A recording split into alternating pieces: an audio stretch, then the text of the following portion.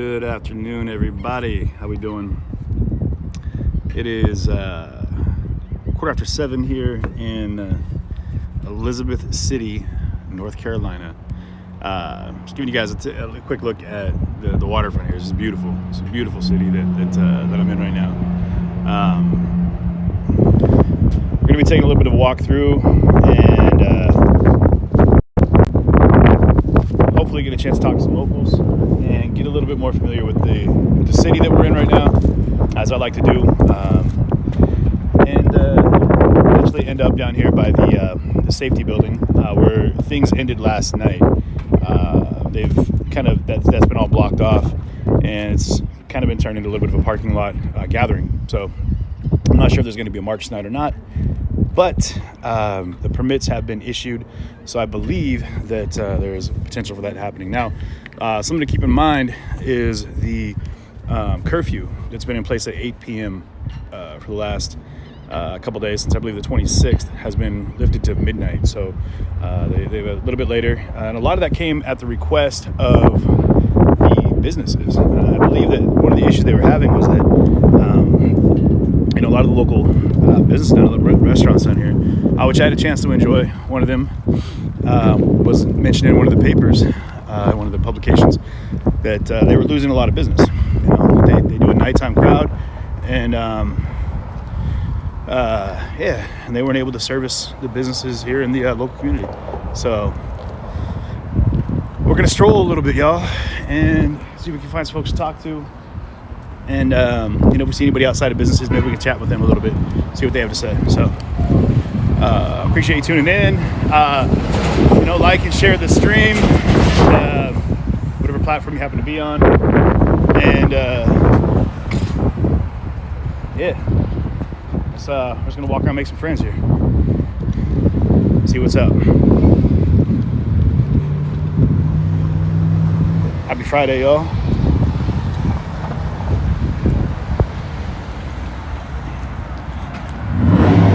How you doing, gentlemen? I'm good. My name's CJ. I'm from Seattle, man. You mind if I talk to you guys a little bit about Elizabeth City? Oh, I'm good. Seattle? Yeah.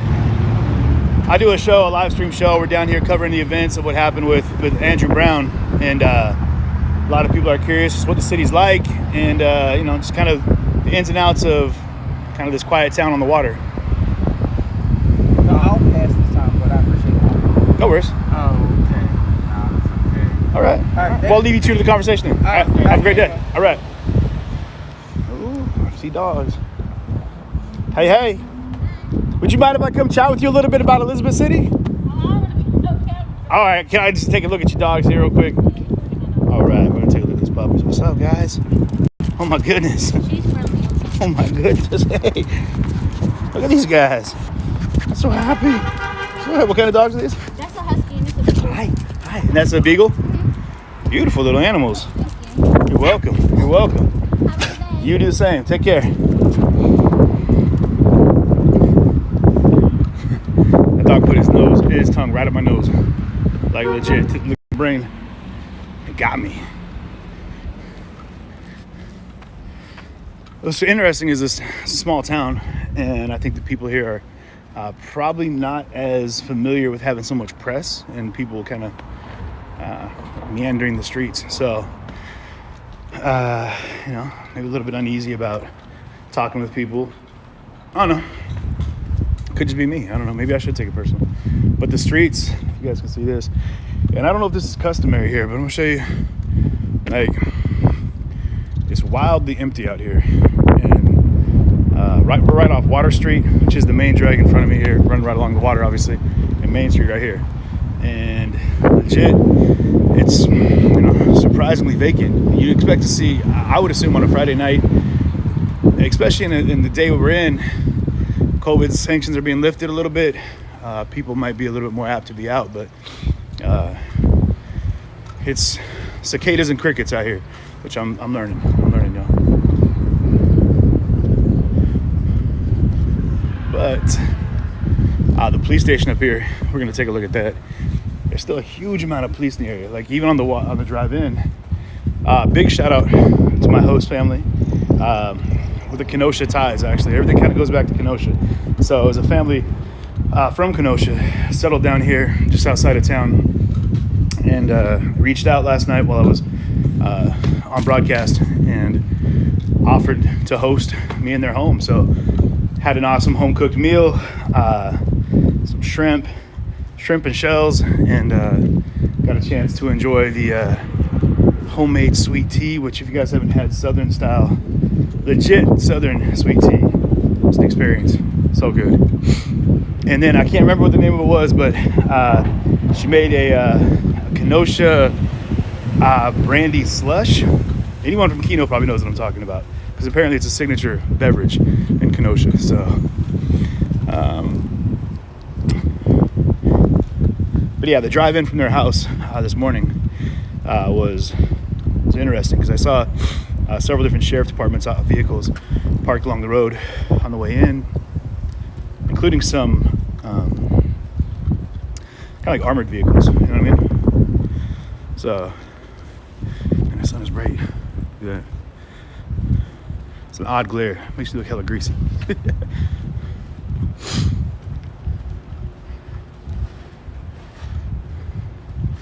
But it would look like.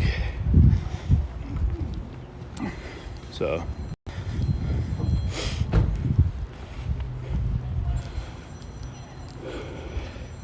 this is the staging ground for the Elizabeth City Police Department, which are handling things on the ground. I think they're kind of coordinating rather, the events that are taking place this evening when it comes down to the curfew and everything else that's been placed in the ordinance that have been placed for that.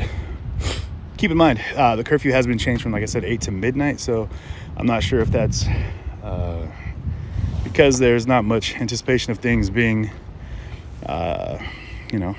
heated or not. But either way,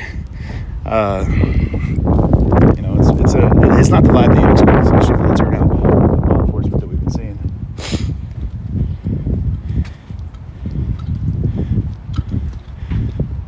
But so it's a joint building. They've got fire and police all in one here. What's up, Medford, Oregon? How you doing, Sharon? Yeah. So this is the public safety building. So as you can tell, it's a small city. It's a small town, you know. Sleepy little place. And it's the, almost appropriately, it's the J. Herbert W. Small Federal Building in the United States Courthouse. Just seems appropriate. But we also have, on the other side, there's the City of Elizabeth City Hall, which I thought was kind of funny. They had the redundancy going there. But either way. Hey, Detroit's in the house. What's up? Thoughts and prayers are with you, Gishin. I know you're dealing with some medical stuff. Hope you get feeling better. Get things that you need to get taken care of.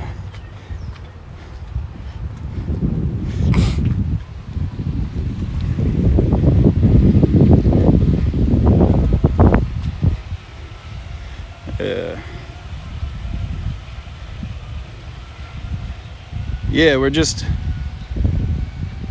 that a drone? Sounds like. Let's go see. If it is, I'd be curious to see what kind of footage he's getting. But yeah, it's a beautiful town. It's Pasquotank. I hope I'm saying that right. Pasquotank County.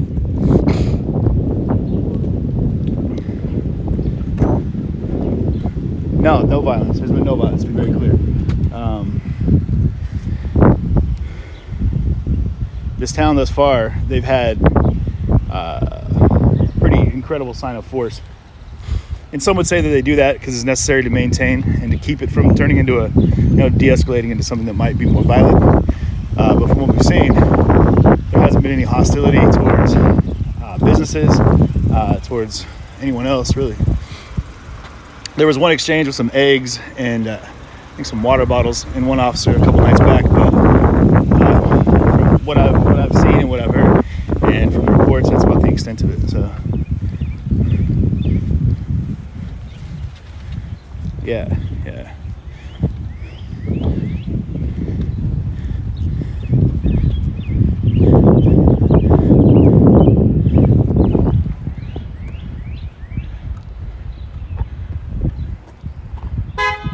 America. Thank you. I appreciate that. I think you're giving some speeches over here. I'm going to go check. See what's up. I've had a sneeze up brewing, y'all. I might switch over to microphone here in a little bit. So stay tuned if I have to do that.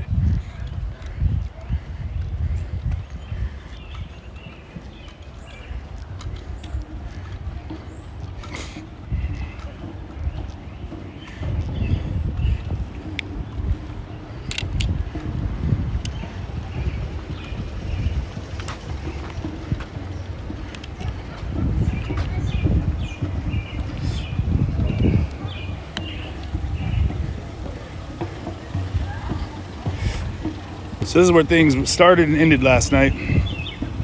Out in front of the it's a public safety building, the Posca Tank public safety building. Town hall, city hall is down that way a little bit. How you doing?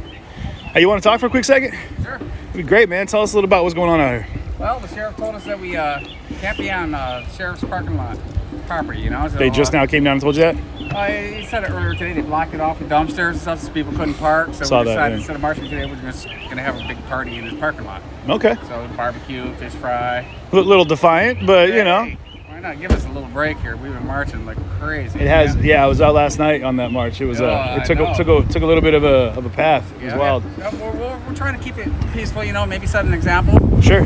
for other people who want to protest, and hopefully we can get something accomplished here. Do you feel like this is going to be something like a new standard? Would you, with the way the protesting is being done? I hope so. I hope people can look at us and we can be examples of other cities. Right. And every situation is different. Sure. But we can try to get it done without violence. Right. Now, last night it was a permitted march, and they've been permitted. You guys have had city permits to do these marches. So I think a lot of people don't understand that you can go through a process, and the police will provide escorts and keep it safe. So it's not an unruly mob of people walking through the streets. Oh, actually, the police have been escorting us. They're relatively friendly until things get past curfew, and it's a big show. You know, they're doing a show of force. It's absolutely ridiculous. There's no violence. What do you think about the amount of law enforcement that they brought? Like last night, I was amazed. Absolute overkill. Absolute overkill. I mean, it was laughable when we got 15 or 16. I was arrested the first night. Oh, were you? Yes, I was sitting in the middle of the street, hands up, and we got 40 cops in riot gear for like 15 people. Yeah. We're just talking. It was just they're just trying to show who's boss. They're like, we're in charge. Right. Well, not really. Do you feel like I've seen it's like a joint task force? There's counties, many different counties that have been brought in. There's probably some from out of state too. Do you think it's a fear that this might turn into a little like a small town Kenosha type situation where it's a little city but it has a big showing of protest? Maybe. Kenosha. Refresh my memory with Kenosha. Oh, Kenosha, Wisconsin was after Jacob Blake. Jacob Blake. Okay, there's so many. Yeah. There's a lot of situations that have come up in the last while now. It's going to be guided by the government's response. Sure. So the more they push us, the more we're going to push back. But we want to keep it civil as possible. Right. Like I said, there's some guys going around on bikes, motorcycles at nighttime. Yeah, we saw it last night. It's dangerous, especially when they go through a bunch of protesters at 50 miles per hour. That really pisses off the cops. But like I said, I was arrested that night. Yeah. We're not angry with Elizabeth City Police. They didn't do this. But all police are pretty much part of the problem until they're educated and trained better. I think that they should, require a college education for police, not just any jack-off out of high school can go to academy and have a job where you're literally responsible for people's lives. I mean, what other job in the world where you're responsible for somebody's life doesn't require a college education? It is. You hear a lot of things that are thrown around the comparatives, like it takes longer to become a barber than it does to become a police officer. Exactly. So, there's all kinds of people. Some people just want to be police officers to do good. Then you got the little big man guys who just want to be a cop, flexing from the days that they were getting flexed on. Yeah, exactly. But overall, like I said, we were arrested. They went out their way to tell us we weren't going to get hurt, and they were very polite to us in the police station and stuff. But as people act up, I'm sure that politeness is going to go away very quickly. Sure. You know what I mean? Yeah. Do you feel like? And did you get out that night? Because there was a bail fund in place. The bonded us out. They were there before I was. Who did that now? now? They were at the magistrate before I was. Who was doing that? Because they gave out a number last night that I had written on my arm. There's a couple different groups. Yeah. And they're there with the bond. Just make sure if you're arrested, show up for the bond, because they lose that money, and all they do is recycle it to the next person who needs it. Sure. So. Yeah, they just said show up for court and just keep the ball rolling is how they worded it. We hope we get more people from outside of town and everything, so long as they're not here with a different agenda. We shut them down pretty quick. Touch on that real fast, if you would. Well, some people are coming in and agitating and just saying they got their own agendas, saying some hateful things and things that have nothing to do with Andrew Brown, and they get called out pretty quick. Really? Especially by some of the older ladies here. They're like... You don't see that a lot anymore. You see a lot of places that have a lot of antagonized protests, but those they derail all of the message that's being put out for a lot of the marches and a lot of the people that are... We don't want that here. We're a tight-knit community. 18,000 people. 18,000. Okay. It's like I said, when it happened, I thought they were talking about Elizabeth City, New Jersey. Right. I was not here. You know where it's not? Elizabethtown. I got that confused. Flew into the wrong side of the state. Yeah, exactly. So, but yeah, this is a sleepy little town. Like you said, 18,000 people. It's a beautiful town. It's a beautiful. Our waterfront, our restaurants. Gorgeous. It's just a wonderful place to be. We're so integrated here. It's a very inclusive environment, is what I found. I've never even seen a fight between a white person and a black person in the city. Right. Or Latino. I'm sure things have happened. Sure. But some people just don't get along. Maybe it has nothing to do with race, just because some people don't get along. There's assholes everywhere. There are definitely assholes everywhere. Yeah, absolutely. You hit that on the head. You have to look at the balance, though. There are good people everywhere too. Exactly. So, I'm out here. This is my first protest. I'm trying to put my money where my mouth is. Sure. I do have a mixed family. My brother is an interracial marriage. Right. I had my two baby nephews, my only niece and nephew, are coming to the age where they're going to be about to drive. Okay. So it's scary. That is one of them. One of them is on the spectrum too. Okay. So they react differently to it. He's high functioning, very high functioning. Sure. But you never know what happens, and you've seen that happen with police too, where absolutely some kid who's on the spectrum. That one kid, I forget his name. He was walking down the street and he got arrested. He had a heart attack or something. He kept telling him, "I'm on the spectrum. I'm on the spectrum. Please don't tell. I have to wear this hoodie because this head gets cold or something." It's just awful. Yeah. See, that's where they need training. They need college education. They need psychology classes. And they need to be paid more if they get these college education. That's a take. I haven't heard a lot of people say that if they do take the time to get the education they need, you need to be paid for it. There you go. And you hit it on the head with one of the things that comes up quite often is better training in people that have psychological disorders. Or taking some of the funding that's going into these, especially in the larger police departments, where you see a lot of, like Seattle, where I'm from, you have a lot of people that in the transient community that are dealing with mental disorders, drug addiction, drug problems, and they don't have nearly the staff that's ready to deal with those specific types of people. But you have a $450 million budget and tanks. Domestic calls. Send a cop with a counselor. The cop stays in the background. You're hitting every check on my want list. Yes. He's here to make sure nothing happens. Keep your mouth shut. Let the counselor do his job. Protect the counselor if need be. Because you see that, right? Like if there was somebody that was on the ledge of a building getting ready to jump, they'd send a negotiator. Yeah. They wouldn't send a sniper. If you had somebody that was holding someone at knife point, again, they would have someone try to negotiate that. Well, a lot of times those things happen, and you got people that have a mental issue, and they need someone to kind of talk them down, And so as far as shooting at the center body mass, there's got to be another way. A lot of countries do it without guns. I understand that we have a lot of guns in this country, and police need to protect themselves. Sure. But you've got beanbag guns. You've got all kinds of things you can use. You got the tasers you can use. And if you've never been hit by a beanbag round, you don't know, because I've been tagged by a handful, and they will put you on your ass. Shoot them in the shoulder. Especially you got, who's that a while back, I saw something, I think it was out in LA. There was a guy, mental disorders, had a knife, surrounded by like 10, 15 cops. Yeah. And there were like a hail of bullets, 25 bullets. They were all like 10, 15 feet away from the guy. You tell me 15 cops can't take down one skinny guy with a knife without shooting him. It just happened in Seattle, too. There was a man that had cut himself, kind of indicating that he might have some mental issues, and he got gunned down by a couple officers. And as far as Andrew Brown Sure. being blocked in that driveway, and maybe he made contact, maybe he didn't, anybody who's ever been in a relationship knows how the hell to get out of the way of a car in a driveway, especially one that's blocked off. He said, if you've been in a relationship, we know the kind of relationship we're talking about. Right. Even if it does show that in the video, I'm sure it's just a bump.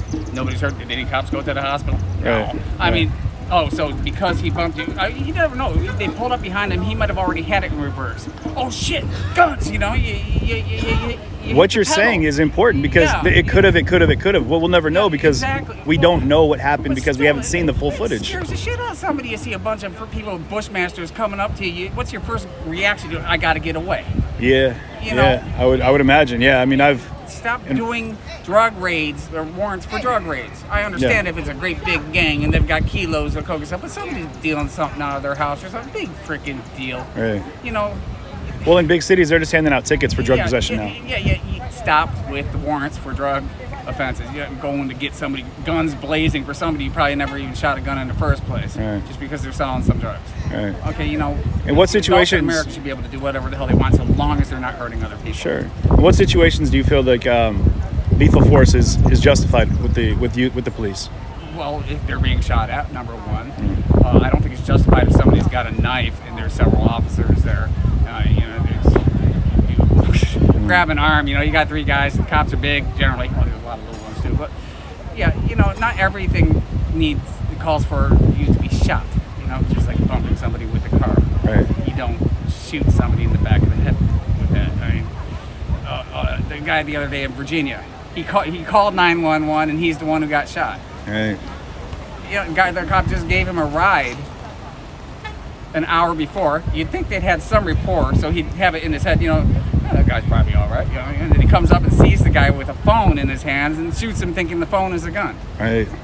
The last thing they should ever do is pull that damn gun. Yeah. It's the first thing they generally do. Their hand's always on it. Every time you see a cop, hands right here. Right. Right.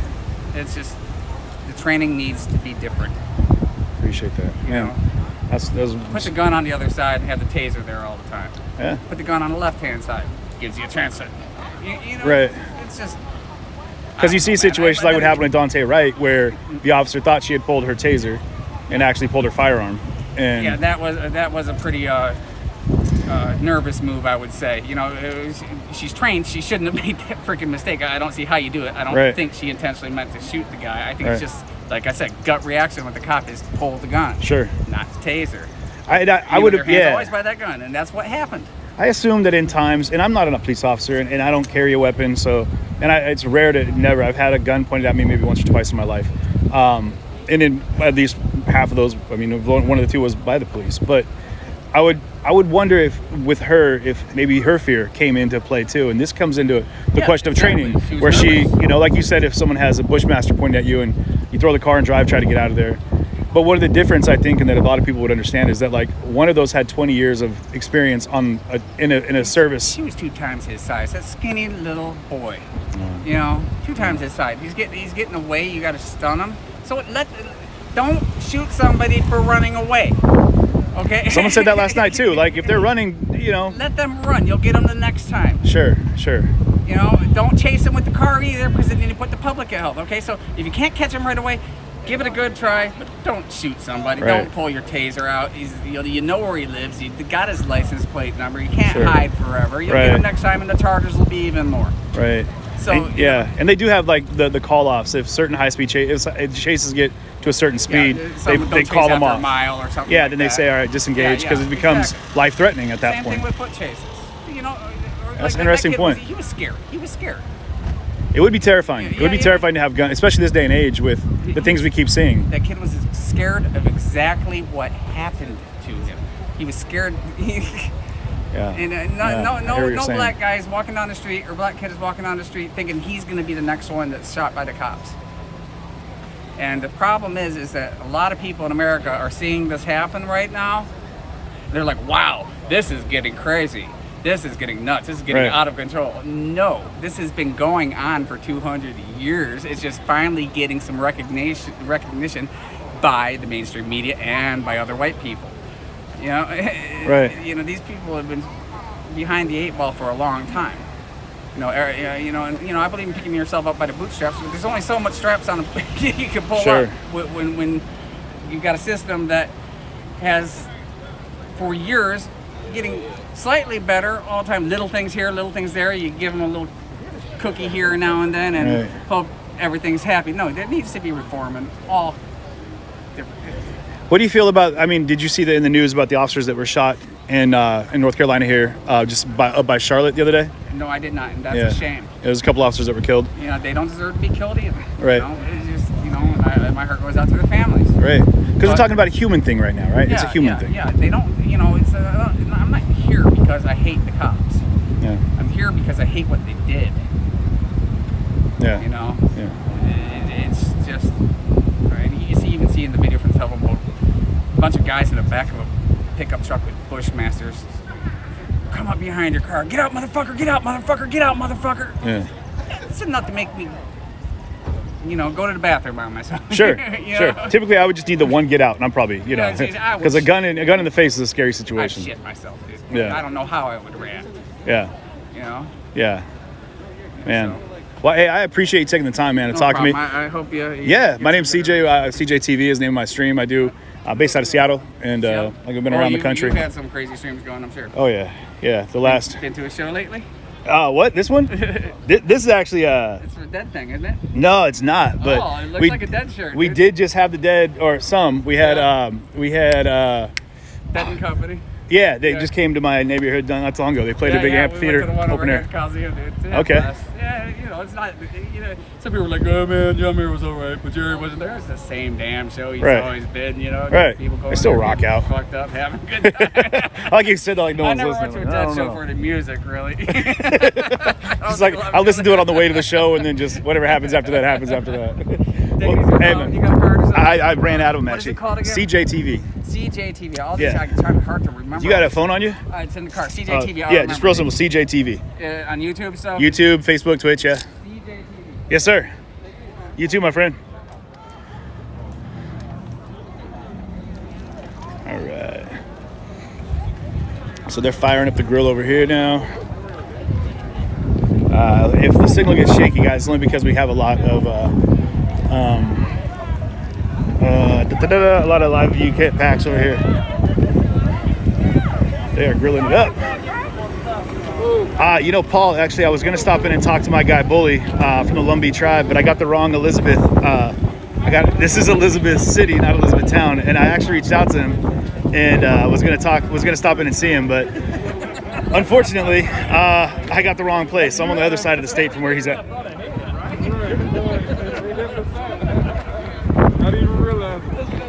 Ghost Harbor Brewing Company here. What's that? Is this your joint? Ghost Harbor Brewing? No. Right here? Yeah. This is your gig. We're talking about Ghost Harbor. Yeah, is this your, so what's going on right out here right now? Just a little cooking. A little cooking. I like what's going on out here. We'll feed the protesters. They blocked this parking lot off for traffic for our safety. We've been out here for 10 days. Right.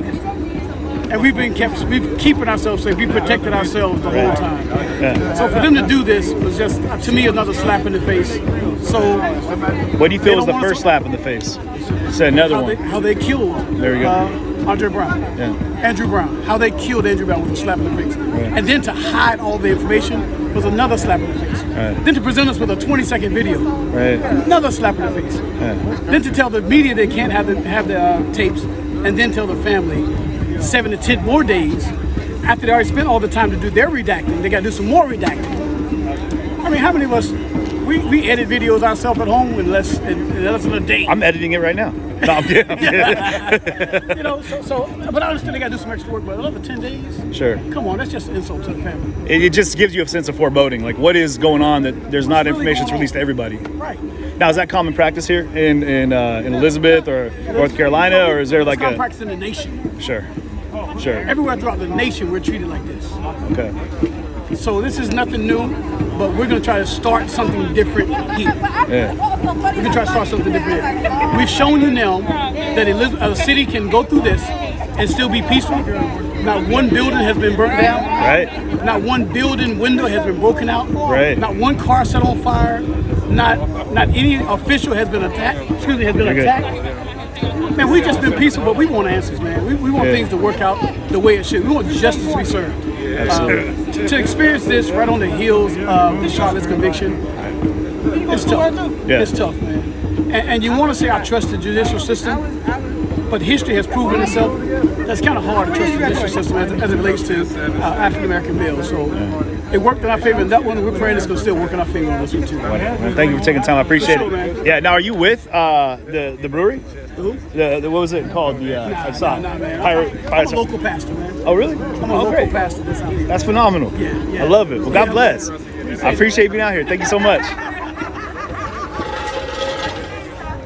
That's great. So like I said, we're here. This is much like what you see. So this is really similar to what was going on at Brooklyn Center, guys, out in Minneapolis. Independent. Yeah. What was that? Hey, so they just ran.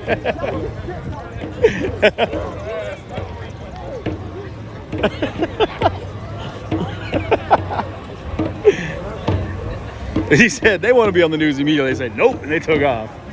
But what we saw in Brooklyn Center, guys, with the barbecue that was set up, Twin City Relief was out there supporting the protest.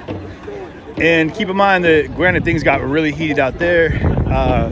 Like the gentleman was saying earlier, they've been really kind of holding everyone in this protest to a pretty high standard, and not allowing people to derail the efforts that are being made here to, what the goal that they have in mind is to get these tapes released. So that being said, honestly, like immediately, everything that guy said was refreshing to hear. Incredibly refreshing to know that there's a community that's working towards progress, and they're within that protest stream, but they're maintaining a level of excellence, a higher level of excellence, which we refer to so often about not just the people in the protest, but the law enforcement. We as a collective and then individuals, we need to hold each other to a higher level of excellence, just to make sure that the standards are being met, and that's how we're going to move towards progress and change. So it's really cool to see what's happening out here. They said they're not going to be marching tonight, but they are going to be holding space here. And it was interesting because he said they blocked off this parking lot.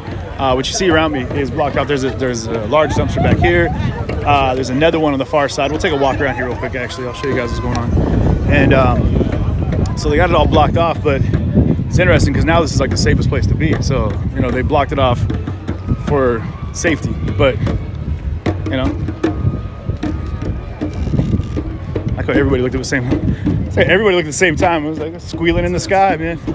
Is that a drone? CJ. Hey, I'm Ford. Ford, nice to meet you. John, okay, yeah. I just actually got your information sent to me. Somebody was like, dude, you got to meet up with Ford Fisher. Yeah. I was like, all right, cool, man. John, yeah, I saw you almost got pinched last night. Adam took a photo of you two and thought that you were me in it. Really? Yeah, he showed it to me and I actually posted it. I was like, oh yeah, hey, look, it's a picture of me and John. And then I looked at myself closer and I'm like, that's actually not me. I'm pretty sure that we do have a striking similarities. You guys can see. I think it's because we look a lot alike. We were from behind. And we both had the phone, and then you had the. We both had the ball cap. Gotcha.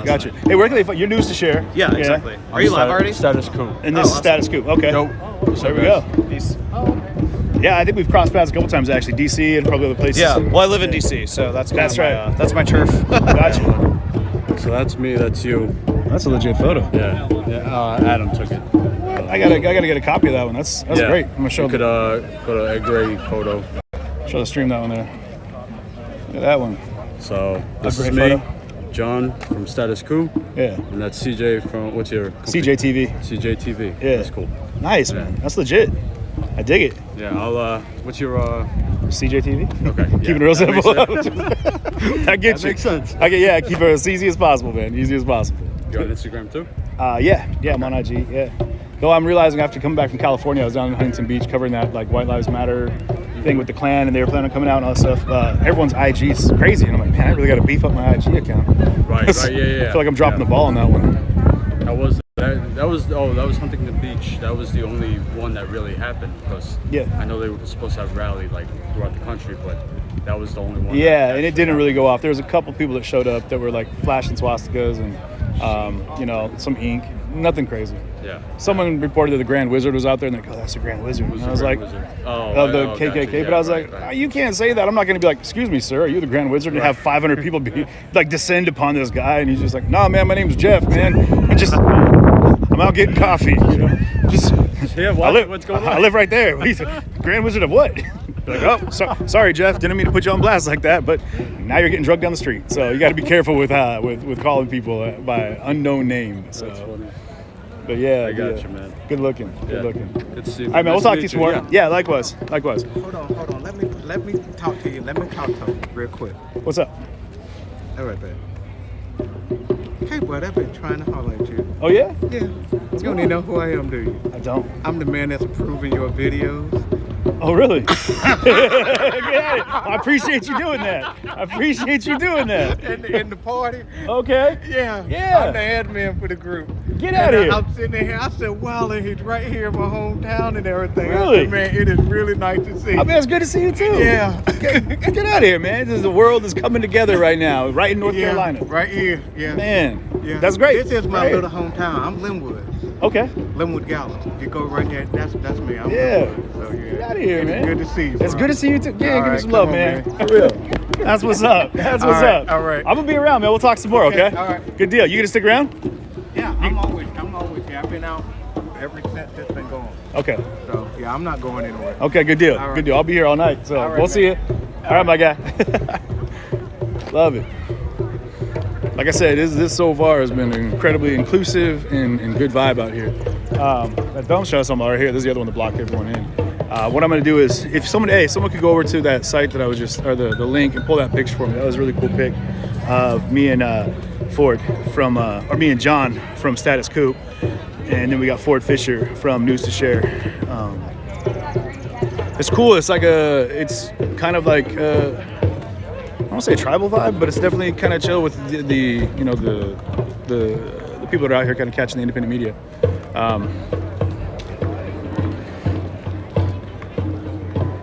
Yeah, here I had to grab my tripod out real quick, so bear with me for a second, guys. I'm gonna give you a look at the parking lot here for a second. No, it's too wide. There you go. 1 second.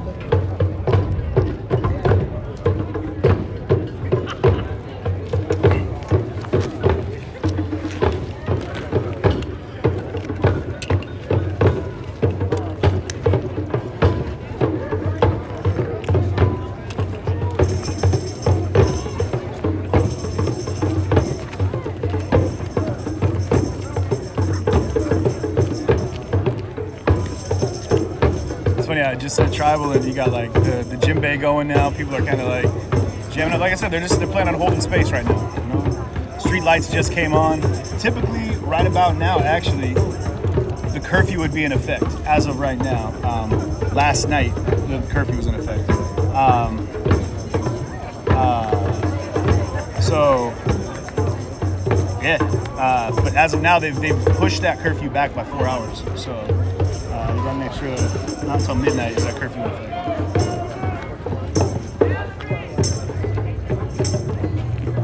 They say they gather around, they can do a prayer or something.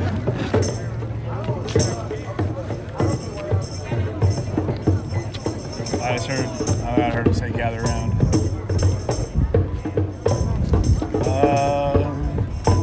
It's a little windy out here. I'm gonna grab my mic and yeah, I'm gonna switch setups real quick, guys. So just, sit tight for a minute, share the stream, say what's up to people.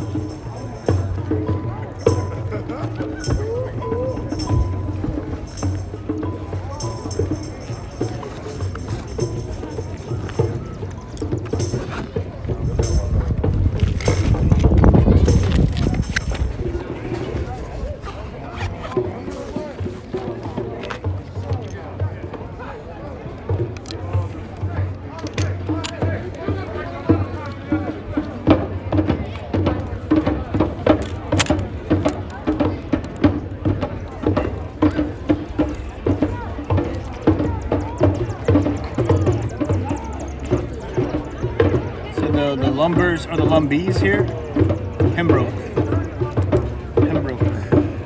Sorry, I can't see the comments that well because I'm kind of getting this all set up right now.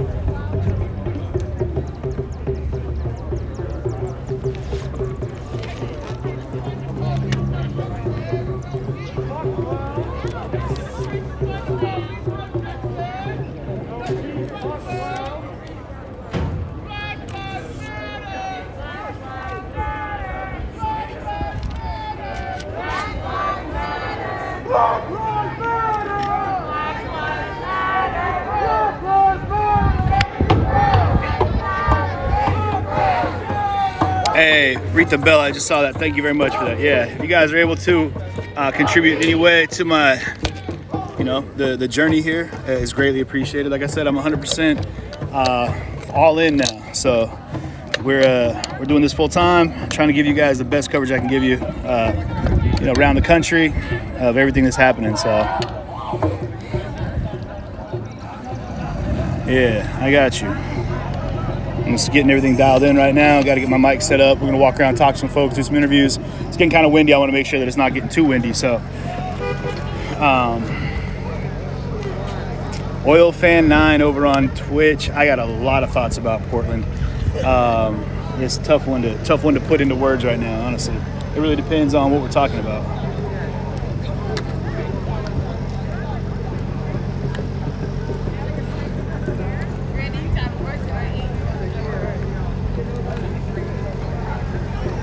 So give me 1 second here. Again, if you guys will share the stream, let's get it out there. We're going to be walking around a little bit here, talking to some folks in Elizabeth City, North Carolina right now, where we've been for the last 2 days. Touching base with folks that are deciding that they're not going to march tonight. This is going to be they're just going to hold space here in front of the safety department, the safety building, which on that roof last night, you guys, there was quite a few officers on that roof last night, actually, which is interesting. There we go. All right, bear with me for a second here while I get this dialed in.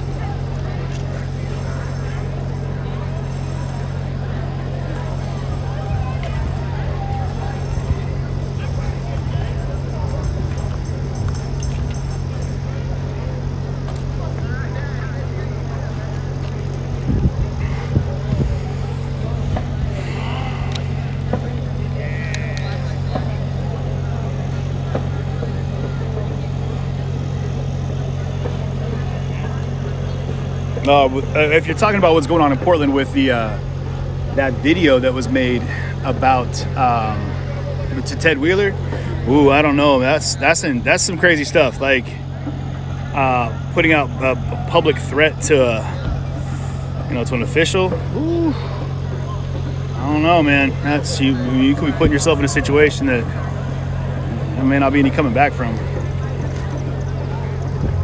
But yeah, if you guys want to come over and set yourself up for subscriptions on YouTube, Twitch, Facebook, and I'd appreciate it. Come over and become a supporter on Facebook. That would help a lot. Help keep the ball rolling in the right direction, y'all. All right. If you guys didn't see that, I'll post it up later. But there was a video that was made by people in Portland. They're not exactly sure. They do have some people in question. I'm not going to throw on blast right now until we know more, but I'll put the actual link up to what they have released in the news about this video. It's a short video done kind of like they've got a background voice going, white mask, someone that's speaking to the camera down in Portland, and basically saying, we've demanded that you resign.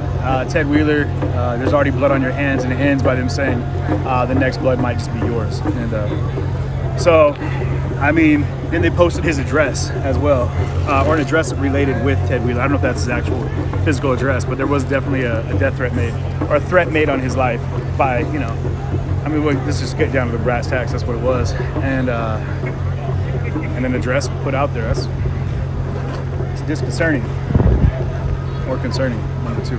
Either way, it's not good.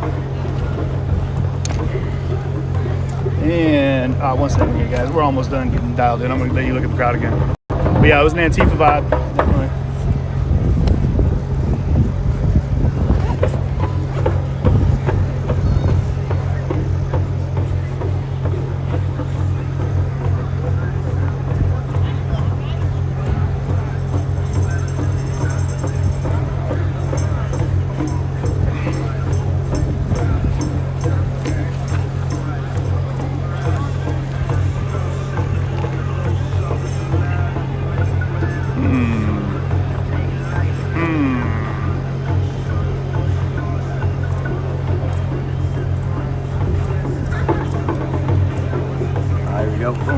Almost done.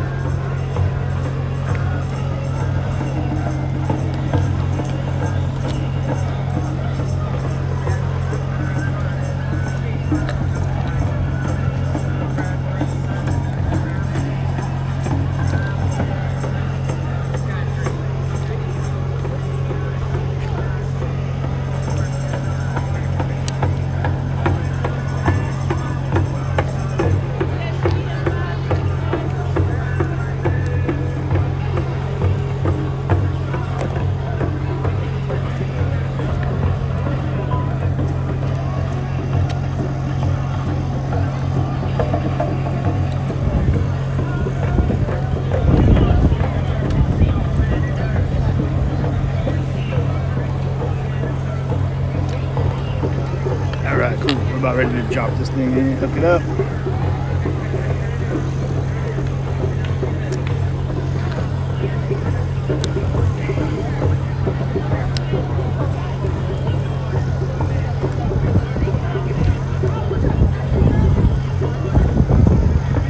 Tell you what though, Ted Wheeler has done a phenomenal job of kind of botching it up. You know, he's asking for a lot right now from people.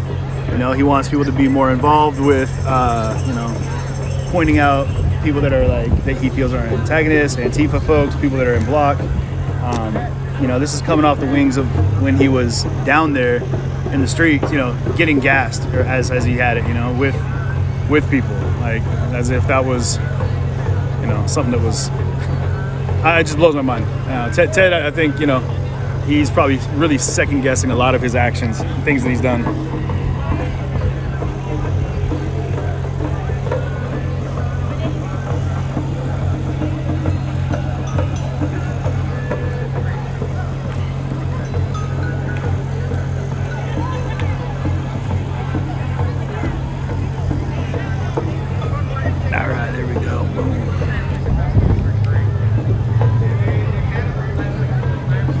Little too late, yeah.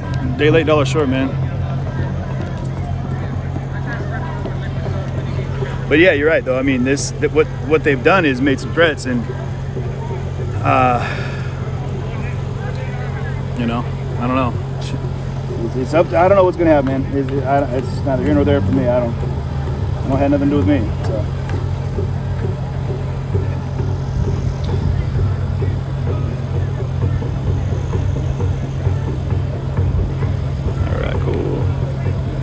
Curfew midnight tonight.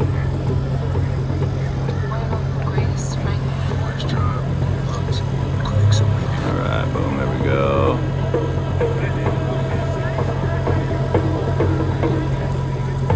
What's up, buddy? Hey, my guy, how are you? Good. How are you today? I'm good, man. I'm good. What you working on? Just getting my rig all set up so I can go in and start doing some interviews. Okay, who are you with? CJ TV. What's that? It's my independent channel out of Seattle. I don't know if you've heard of me. I have not. Independent live stream journalism. I'm doing it for last year, coast to coast, covering all the events that I can possibly get to. What kind of events have you been covering? Mostly the protests. You know, I started off in the Chop Chaz up in Seattle, then down in the standoffs in Portland, made my way, got into California. I was in Kenosha for all the events that took place there, Louisville, DC, back to Seattle. What kind of base of followers do you have? It's a good, healthy blend. I work incredibly hard to stay as unbiased as possible and allow what happens in front of me to let people feel what they need to feel, and be as interactive as possible. You know, it's a safe and healthy community I try to build within my stream to allow people a chance to be curious and to experience it for themselves without having somebody spoon feed it to them through anger or knee-jerk judgments that are put on people. Can I look up some of your stuff right now? Yeah, absolutely. Please do. Absolutely. If you have your phone out, you can just scan the barcode right here. Pull your camera up. I don't have the QR thing. Oh, you just have a camera and it should just pull it right up. You don't have to have a QR code. Can I pull it up on Facebook? Yeah, Facebook? Yeah, absolutely. Yeah. We're on there right now. But again, I don't dictate the comments. Can I see your? Yeah. Thank you. Absolutely. I'm local. I live around here. I'm just Amazing, man. You know what I got to tell you? What I love about the community here. Some people I've talked to is the way that they've, I don't want to say patrolled, but the way they've kept it healthy out here. They haven't allowed instigators to come from the outside to be destructive, to be violent, to do anything that's going to cause Elizabeth City to come under the Pearl Harbor. no. I was like, what? CJ Halliburton is what you're looking for here. CJ. Or CJTV. CJT. That one right there, CJT. Yeah. Should be it. That's me. Yeah, I'm live right now. Yeah, that's one.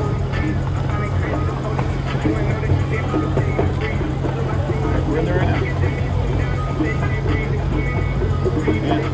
But again, it's open for everybody. I can't control the comments. That's understandable. Yeah. But again, I encourage you. Absolutely. You're very welcome. Yeah, you're very welcome. But I always tell people, if you don't like the comments, swipe to the right and just watch what's happening here. You don't even have to look at them. But I try to be as interactive with my viewing audience as possible for Q&A sessions. You know, people that want to know what's going on, they want to see what's happening, they want to be a part of it, and see what's happening in the world around them. So, how do you get funded? It's a good question.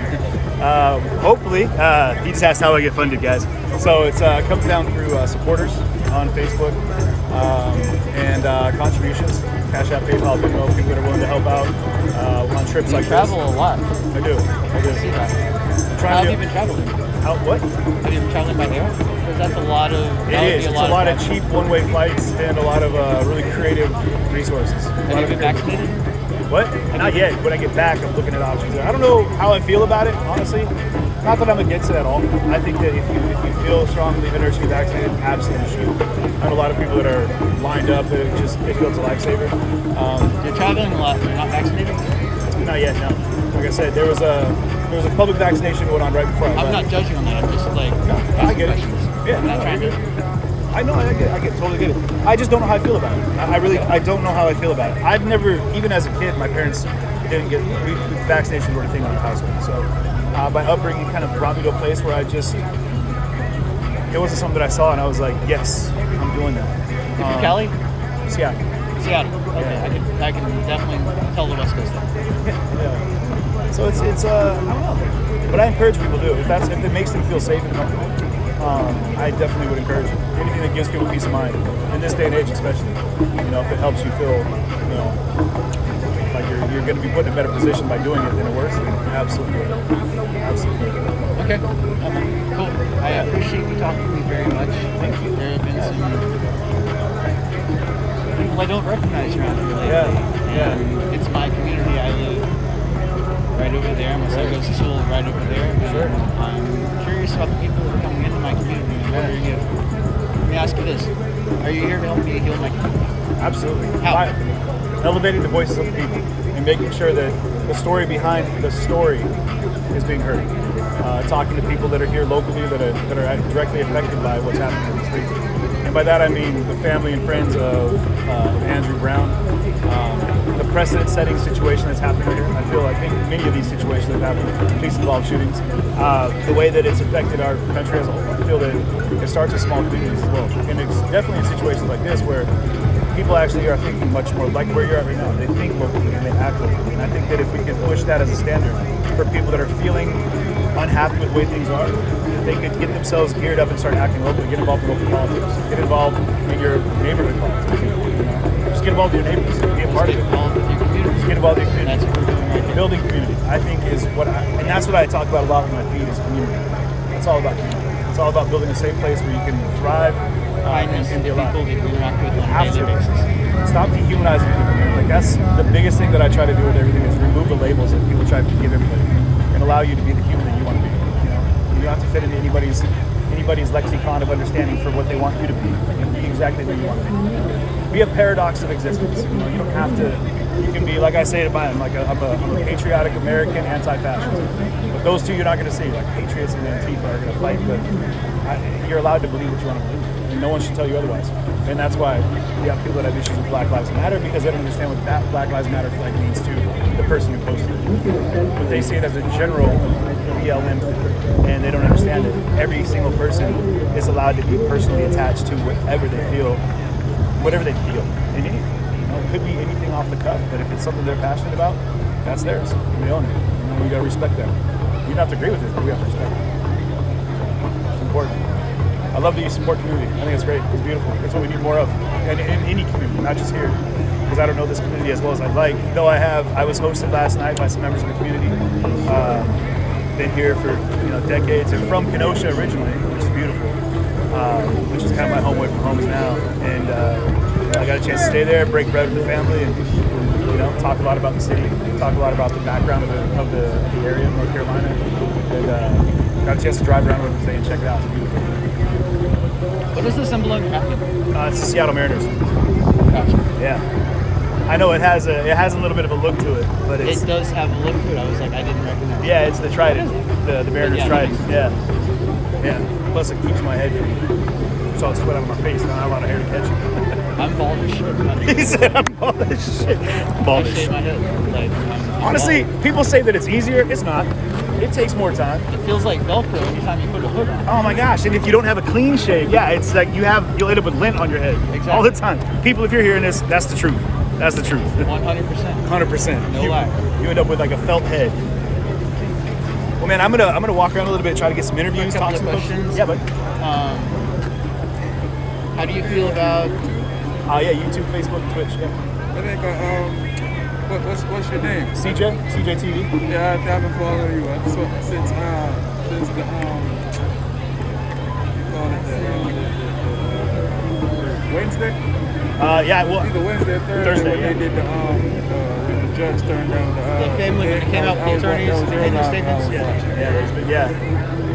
It's a team of y'all, right? It's me. No, but Just there's a handful of other guys that I've run into that I see all over the nation as well. That are also my guy over here. We were talking last night. You got Epic Times. You got News Report. How do you feel about the footage that they showed the family? I think, like you said earlier, it's a slap in the face. I think it's ridiculous. I think that the family, especially the family, should have full access to the footage, any footage that would help them have some kind of understanding of how they lost a family member. Doesn't matter what you think about the person at all. If it was my family member, I'd be out in the streets too. Absolutely, without question.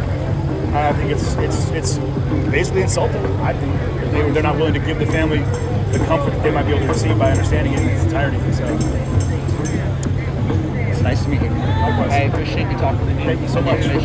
Appreciate you taking the time. Thank you very much.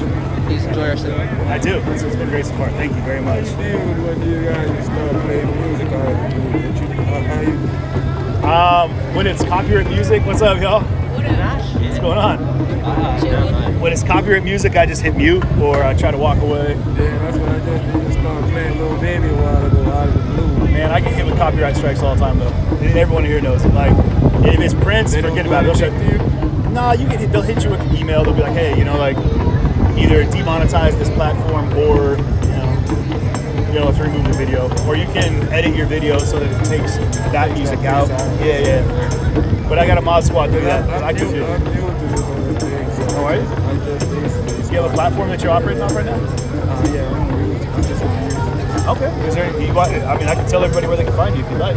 Yeah, I'm on Anything Goes podcast. Anything Goes podcast, guys. Check them out. Anything Goes. Hey, you got a direct link to your live stream? Yeah, CJTV. You can pop in there right now. I'm live right now. Yeah. Alright. Yeah. Because last I'm night CJ. we were trying to watch, but somebody was duplicating the restreaming stream. it? Yeah. And they were like commentating the whole thing, and I couldn't hear shit. Yeah. What you do is you go to, if I can go live directly from my Facebook, like right now, I get my bit rate gets chopped up when there's other media around, but typically I'll be live direct on Facebook or it'll be on YouTube, Facebook, and Twitch. But you can go to any one of those other platforms and I'll be live on one of them. Yeah, because I was trying to watch it, and I was like, this dude, and then he kept switching to New York and here. Yeah, there's a couple guys in Restream, and I got mad respect for the ones that are willing to give credit, and there's some that are out there that are doing it, and they're good. Like, he was cool, he was good about it, but I was Was it Crooked Nose? News 2 something. News to Report? That might have been it. Because he's here right now, actually. Really? Thanks. Yeah, this guy right here. How's it going? You brought. Where's your battery, bud? No, I'm done. I'm not doing anything tonight. No. Instead, you brought your hound. This is the same kind of dog Bear was. I gotta be sitting. Hey, what's up? We're seeing all the familiar faces out tonight. What's up? How are you? I saw you were streaming, so I just wanted to go find out. Oh yeah. Thanks for coming out. Yeah. Are you streaming still right now? Yeah, I'm live right now. Oh, let me look at the setup. Yeah, I'm just kind of getting it dialed in right now. So that's my mic set up on hot shoe here, my little light that I use, and then because I can't get the comments usually through here, guys, so I try to keep it on my other phone. Plus, if I get anybody who sends me text messages, things, I can kind of respond to them quicker than later. Otherwise, I end up, getting lost in the stream. Yeah. How you doing? So how long have you been here? Just get here, right? I got here. What time is it right now? I don't even know what time it is. I've been here for a couple hours. Yeah, I came down here and had lunch. You're amazing. So much different scene tonight. And, That's pretty cool. yeah, man, this is. I love what they're doing right now. I talked to some of the organizers, and they were like, you know what? This is exactly what we're trying to do: is just hold space and keep it healthy, keep it safe. If we're not going to march, they want to make sure that there's still a space being held, which is super cool. I love what they've been talking about with like outside agitation and stuff, how they're handling things internally and making sure that it stays peaceful, which is a big sign. I think it's beautiful they've got that going, because right now it definitely lets people know that you're allowed to protest. CJTV, and it doesn't have to be violent, and you don't have to have 250 officers come out, and smash through the streets to let people know, like, hey guys, it's curfew. Like, yeah, okay, well, no one's being hurt right now, so maybe think about, they lifted the curfew today, so it's not 8 o'clock, it's midnight, so that's good.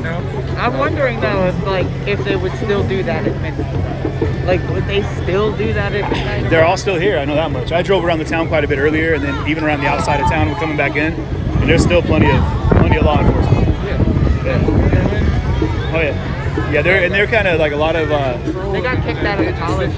Oh, did they? Yep. Really? Yeah, interesting. like a couple hours ago. There's a ton of unmarked too. I've seen guys. These guys got super mad at me because I saw them pull up. I was at an intersection. I tried to wave them on. They waved me on. I waved them on, and they did the whole like Dan Cook. He's like, "Fucking go, man!" And I was like, "No, you go." And then like the guy in the passenger seat gave me one of those like, "Yeah, what's up, looks." Like, take it easy, man. Driving around here in a Daewoo 4 deep with a bunch of guys in like flak jackets. Like, you're not inconspicuous, you know that, right? They're just crawling all over this thing. Yeah, I was like, bro, take it easy, man. Like, this is a chill place. You don't need to be so up in arms, man. Yeah, I mean, it's incredible, the vibe. Like 24 hours ago, they were like on the roof looking at us and like getting off the buses. And now it's just like a party going on, Yeah, and you know what? Like, this is kind of how we've seen a lot of things change when people start locally, community starts getting involved. Like, I was out in Minneapolis, Brooklyn Center. They started a similar situation. It just kind of turned into, maybe a different vibe, but there was food being had. They had Twin City Relief out there serving meals, and it just came to a point where it's like the statement being made, like, we're here. And it doesn't have to be like we're going to destroy things in the process, because the locals are like, that's not going to happen. We're not going to let that happen at all. The gentleman I was talking to over here, one of the pastors, he was like, not a single building has been broken or destroyed, defaced, no windows have been busted, but we're still out here making a statement. And I was like, man, absolutely represent. That's beautiful. And then of course we're still outside of the sheriff's department, right? Yeah, right. And like we had some cops coming in and out of the crowd trying to like get through and do stuff, right? Really? And, I saw one officer walk through here over that side. What time you in the leader? Till the bitter end, man. Really? Did my you see car the was parked. motorcycles and shit come through? Yeah. That was fucking awesome. I set my tripod up in the middle, and I was just like, I saw that. Yeah. That was. I was about to leave, and then that happened. I was like, oh god, that was amazing. Yeah, it is. That was nuts, man. I thought for sure that someone was gonna get run over, though. No, it was all good. Man, last night was crazy. I got chased by a cop, so like I just kind of dipped out after that. Yeah, I couldn't leave. My car was behind him, so I was like, I'm just gonna keep backing up until they go away. Another thing was that when I was trying to get home, they had cop cars like patrolling the neighborhoods. Like, I was parked, but I found my car finally because I thought it was parked right down here. It ended up being over there. I was just in my car wrapping my feet, and it was like every other car, every 3-to-1 cars was like, there was trucks driving around. The bed of the truck was like the guys with like, you know, their guns out, just riding around patrolling. It was like, this is like martial law situation. Crazy, right? I was like, this Especially for like the small town. 19,000 people here, man. I was just like, why is there so much law enforcement? It's fucking crazy. It was nuts. It was nuts. Hell for like 30 people. If that, of which maybe 18 of them were press. Yeah, it was like, it was the majority of it was us out here, like, you know, like covering it. And they're like, and then when I talked to the captain, he was like, I'm gonna tell you right now, like, you just need to be gone or you'll get arrested. And I was like, well, can I be on the sidewalk? I'm gonna tell you what I just said, be gone or you're gonna be arrested. And then all the way down here from Status Coup, like, he walked up to him and was like, hey, can I ask you a question? And it was simple. He's like, how do you feel about this happening in your town? And he was like, you have 2 seconds to get off, to leave before you get arrested. He was like, just asking you a question. He like pulled his zip cuffs out and came after me. He's like, bro, how you see that I'm pressed? Like, I've got my credentials right here. You know what I mean? I think as long as you keep your distance. Yeah. I watched some footage from the second night when they were the first time they were more aggressive. Yeah. And as long as you, because I was the first person to get yelled at that night for being too close. Well, you are kind of an a-hole though. Just kidding. I'm kidding. He's like, I didn't even know you that well, man. I got people yelling at me all the time now. Really? I get it all the time too. Right. I was kidding. I know. I have zero. I don't care. I don't know you at all. I figured somebody said something to you because there are people doing that to me right now. Really? Like that. They just went up that whole group over there and tried to get me. But most people don't care. Yeah. It's the stupidest. Okay, I'll just because last year I said I love Trump. So I said last year in November. Hey, I haven't even talked to these people since last year. Sure. And they just bring it up out of nowhere. Well. And then they start trying to get like he was supporting Trump. Like, so what? I'm not even supporting. I'm just here. You're allowed to believe what you want to believe. But hey, I'm gonna walk in here and grab some interviews real quick. So I'm gonna talk to all of you in just a minute. I finally got my mic all dialed in. I'm sure they'll come to you at some point and tell you. That's what they're talking about. That's the tell me about you? Yeah, it's been happening. Interesting. All right, y'all have a good one. We'll talk to you. Yeah, you can be around for a little bit? Yeah, I'll be around. Okay, yeah, we'll talk. I'm gonna talk to you a little bit too, all right, boss? All right, y'all, be good. So I'm gonna get you over here, let you see what's going on. Sorry guys, we're just having a little sidebar over there. And we're gonna try to avoid musics.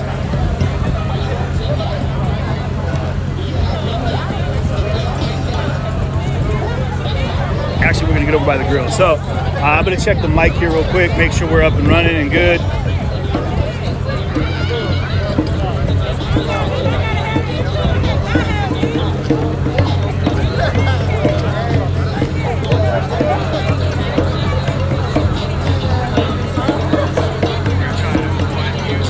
So bear with me for just a moment.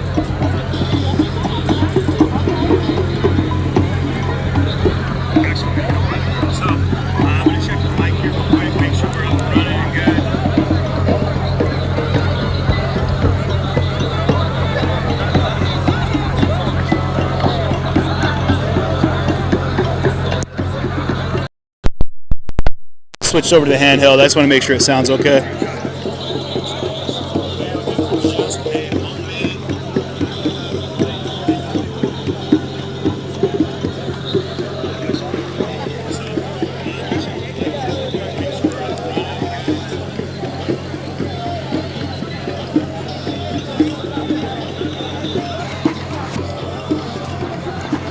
All right, I'm checking the mic right now. Switch over to handheld. I just want to make sure it sounds okay. Ah, there we go. We're doing okay. We're doing okay.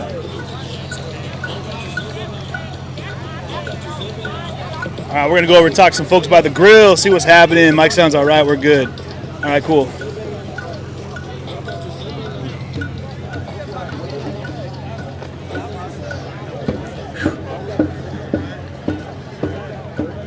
All right. That's what's up. You see the grill going in the background there, y'all? Yeah, they had the pastor of the church is out here actually serving it up.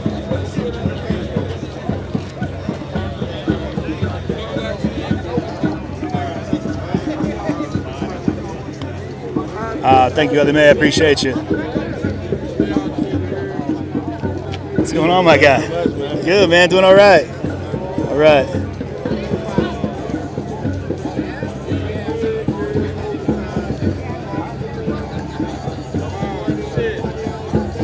I'm gonna spin this, boom, right there.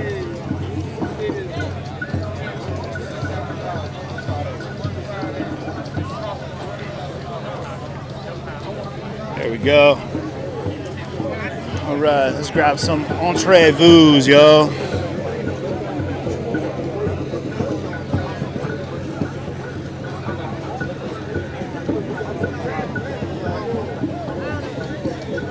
All right, here we go.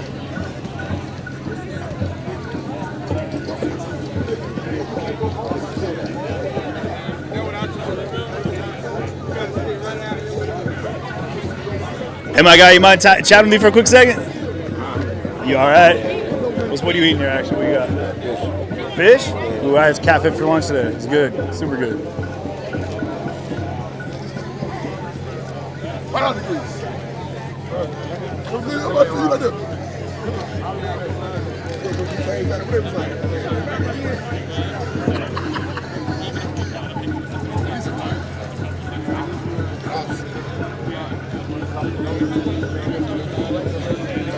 All right. Yeah, you guys want to see the food? Let's go check out the food here real quick. We're going to go check out this grill real fast. That's what they're doing, cooking it up. Not yet. I had a little catfish for lunch earlier. It was a late lunch, but the seafood here is amazing. Seafood here is amazing. Yeah, it was great. What do you got on the grill right now? Burgers, hot dogs, and then on the backside I got some fried trout, fish cooking. Ooh. That's how we do it in Little City, man. Okay. What's the hot dish here? What's the dish the dish to have here? It's seafood, man. We're we're next to the coast. Yeah. So seafood is it, man. It's just any kind of seafood, how we want to cook it, seafood is the way to go here. Okay. Yeah. Okay. What do most people pull out of the water over here? What's the catch? Different times of the year we put trout. This time, fall of the year they pull a lot of bass. We do get blue crabs out of the water here too. Matter of fact, people do crabbing here and they take it up to Maryland. Oh, really? Maryland raves about their blue crabs, right? But they're really North Carolina crabs. You guys heard that? They actually take them from here, bring them to Maryland, and they go ahead and rebox them. That's they a rebox secret, yeah. I love it. So hey, you mentioned you're a pastor. Where's your congregation? What church are we at? Church right here in town is called Victory Praise and Worship Center, and we're a young church. From age-wise, young church, man, and we're big on community. Yeah. What we're doing now on the grill now, we do this on the regular. Yeah. We feed the community for free. Every year we have a free concert. We have a national artist come in. Free concert. Food is free. Yeah. We have bounce houses for the kids. It's a lot of stuff. So we're big on community already. Yeah. So for this to hit us, it wasn't a question that we were going to get involved. Right. And that's what we're doing, man. Appreciate that, man. Again, thank you. Oh, hey, I appreciate what you're doing out here. All right, I'm going to let you keep focus on the grill here. I'll be back.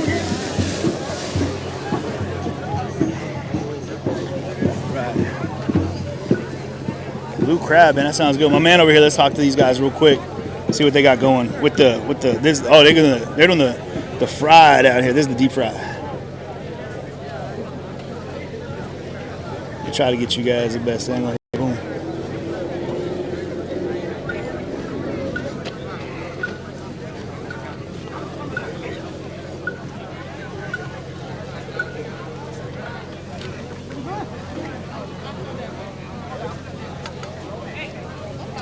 All right, what do we got going over here? What are we frying up? Hot fish. Hot fish. What kind of fish? Trout. Trout? Trout. All right, is that caught right here? Right here in Nation as well? Yes. Yeah. I'm also third ward city. I'm a city councilman here. You're a city councilman here? Yes, sir. Okay. That's why I'm out here doing this. I got my family together. All right. And we all chipped in and just said we gonna do something for the community. How do you feel about that? How is the community how is the community feeling right now as a whole? Would you say in the wake of this Andrew Brown shooting? They're hurt. They're hurt. They're confused, and I'm grateful that they're as peaceful as they are. I'm honestly I'm grateful because it could be the other way. Yeah. And for them to be as peaceful as they are and remain peaceful is amazing. Right. It's amazing. That's my prayer. That's been my prayer. Sure. But my prayer too is just I pray to God that the family will get closure. Whatever the video says, it says. Whether they like it or whether they don't like it, they need closure. And I think it's unfair for them not to see it. Yeah. Yes. Yeah. How do you feel about the curfew being changed to midnight? I think it was good. I think it was wise. I think it was necessary. Yeah. It was needed. Why do you think they changed it? I think it's just enough people in the community was concerned, and they addressed the concerns of the people, which they should. I agree with the curfew 100%. I mean, extended. Right. And so tonight they said that they blocked off this parking lot for safety purposes. And someone was saying that it seems like it's the safest place to be then, so they're just going to hold space. Yeah, I'd say it's safe to me, but I mean, I can't. You can't. You don't know how people think. Sure. You can imagine, and you can assume. Right. A lot of people are doing a lot of assuming in the world right now. Right, and that's a problem sometimes. Absolutely agree. So, but if they honestly did it for our safety, I'm grateful. I thank them. Right on. But yeah, you can bury the truth on the left and it come up on the right. There you go. I like what you're saying. saying. Bury the truth. There it is. What do you think is going to happen at midnight? Do you think they're going to come out and force like they did last night and the night before? They shouldn't. Right. I don't think they will. I mean, I don't think they have a problem. You feel that was necessary, what they've been doing, the amount of law enforcement they brought in for such a small crowd? Well, I guess they was just trying to be proactive, I guess. But I don't think, I don't, and a lot of times the problem child, not to say people child, but it's normally not the people from here. Right. Most of the time it's outsiders coming in. Yeah, that's all too common. Absolutely agree with you on that one. And that's the big problem. So I think they're trying to prepare, for that. But sure. I don't think sometimes, sometimes too much power or show off too much force will escalate it. Sure. Yep. But then you don't have enough force, and it gets bad. You're in trouble. Right. It becomes like a big de-escalation standoff. I don't know if they have one over there or not. So yeah, like people have been saying, like the de-escalation factor is a big deal. Like it is. Who's gonna walk away first? But when you got a group that like 20 or 30 people out there, what do you do? Right. And you have 10 police officers. They can handle 20 people. Sure.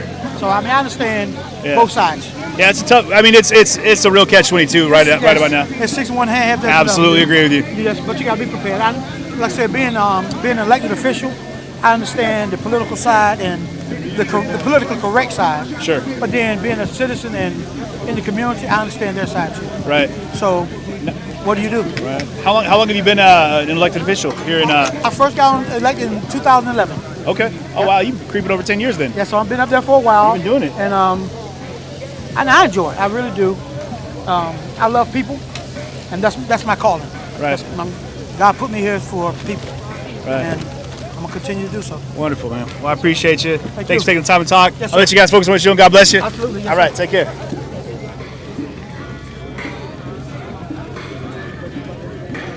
Well, if you guys are hungry and in the area, come on down, grab something to eat.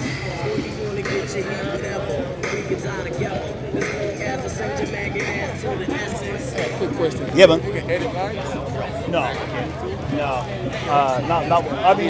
Not while it's live. Afterwards, you can go into like the YouTube creator studio, and then you can edit it there.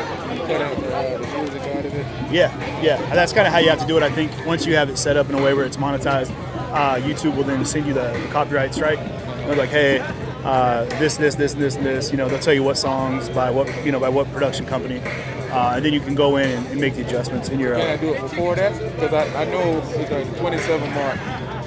That it happened, so I'm wondering if not while you're actively live. I think you might have to like cut it and then go back. Okay. Yeah. Sometimes it'll just mute it. You know what I mean? Like you'll just have a mute in your video, where it'll just be quiet. Like they'll just hit mute on it. Like they have algorithms that are set up or whatever they're called. Yeah, they'll find that and they'll just go ahead. Yeah, I'm gonna listen to it when I cut it off. I'm gonna listen to it. I guess you gotta do it on the computer. You can't do it on the phone. Yeah, you have to have your Creator Studio on the computer. So when I go home, I know it's around the 26, 27 mark, so it's somewhere between there. Yeah. But I got the earpiece in, so it Sure. picks up every freaking. Oh yeah. So I know it picks it up. Yeah, well, like I said, I'll mute it sometimes. I'll just kind of, I'll tag I mute. got it on mute now. Yeah. Just those days. Yeah, I saw there. I know, it's tough. A lot of times they do that intentionally, you know what I mean? So, not that I'm saying these guys are, but it happens, So, I used to make sure to let them know, like, hey, we don't have copyright for any of the music you might be hearing. Because there's times when people just, I got that.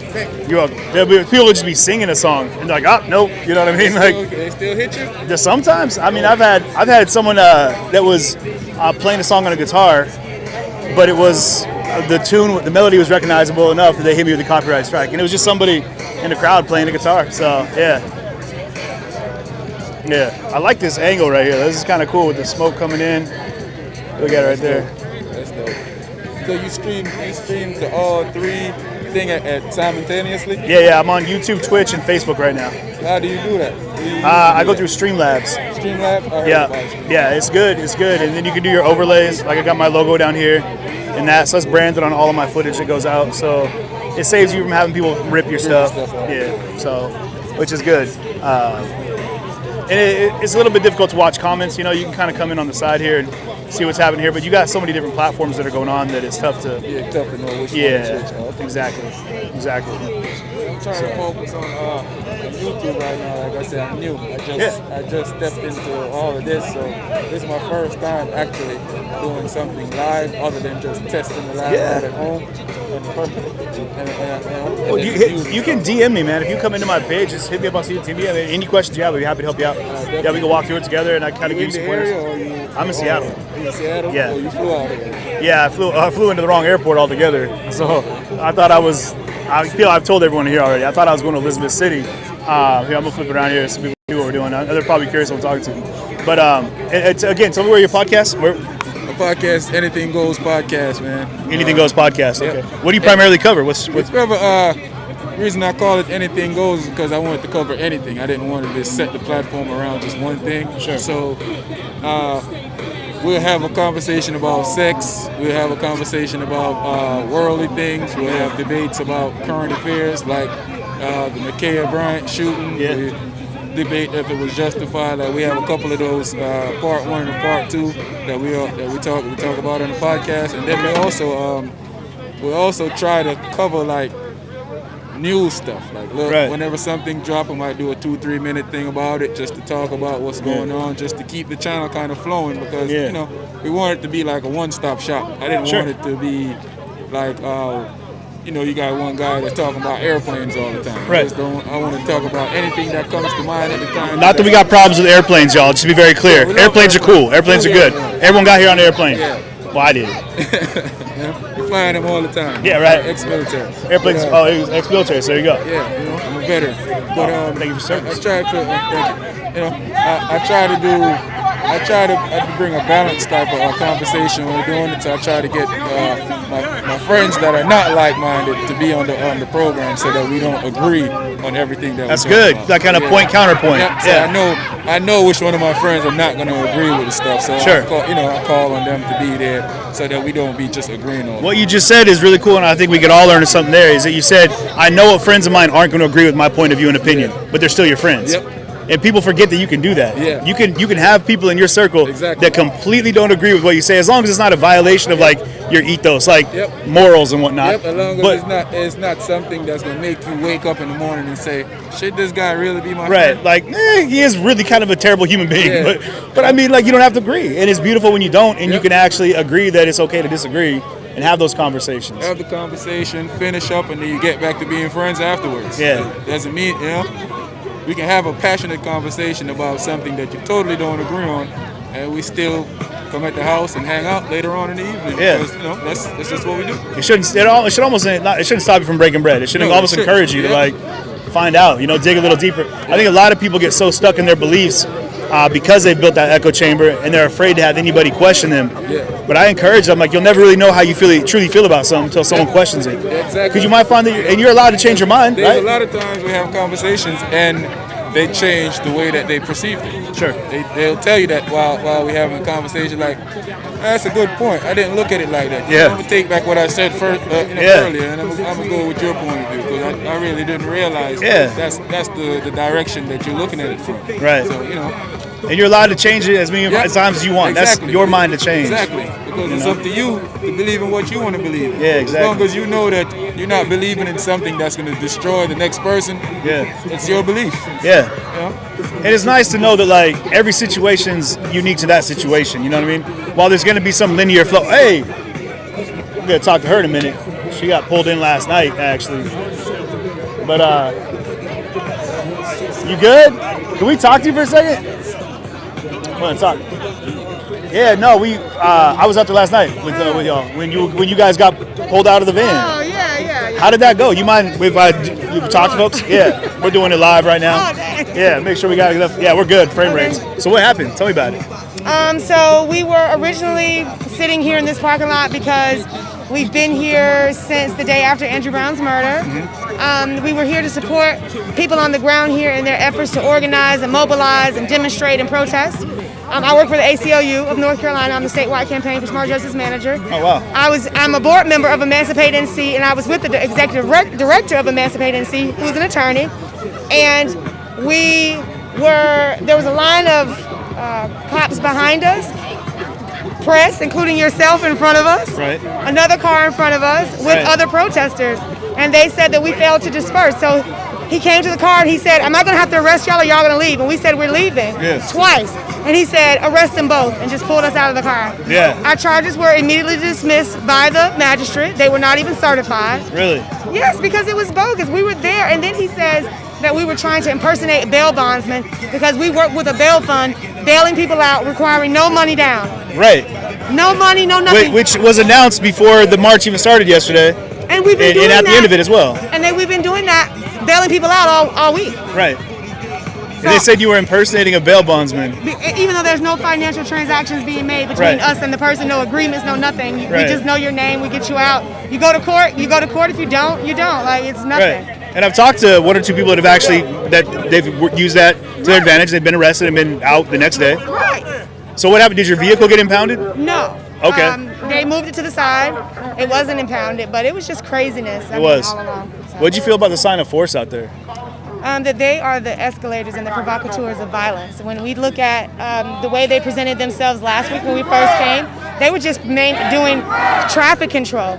And so to see them escalate with no broken windows, no officers being injured, no, you know what I'm saying, nothing happening, no protesters, no one else is injured, no media injured, but you're escalating each night. Yeah. It makes no sense. It was surprising to see because I've been around a lot of protests, but what I saw last night was really shocking. Like when I went around the corner and I saw them all coming, I was thinking there must be something happening somewhere that I don't see, but then I realized they were coming just for us. Just for us, and they made all the press. So they said that we should have sat in this parking lot, and we said, how could we have sat here if we know we're going to bail people out over here? Right. We were sitting in this parking lot. Right. You came and cleared the parking lot. Yeah, all the media got in their cars. cleared the parking lot. Yes. We got stuck over here trying to leave. Like for minutes we were in a stalemate. Yeah. And they just simply arrested us for being in a stalemate. Yeah. It's wild. It's wild. It's wild. Well, this is America. I've been saying this. We say that Palestine is an open air prison. So is America. Under the white supremacist tactics, the racial violence that we live up under every single day, the totalitarianism that we live up under, those tactics, the militarized police, the hyper presence of police in our communities, is what you would think you would see in a banana republic. Okay. Right? That's what you think you would see in a banana republic. Right.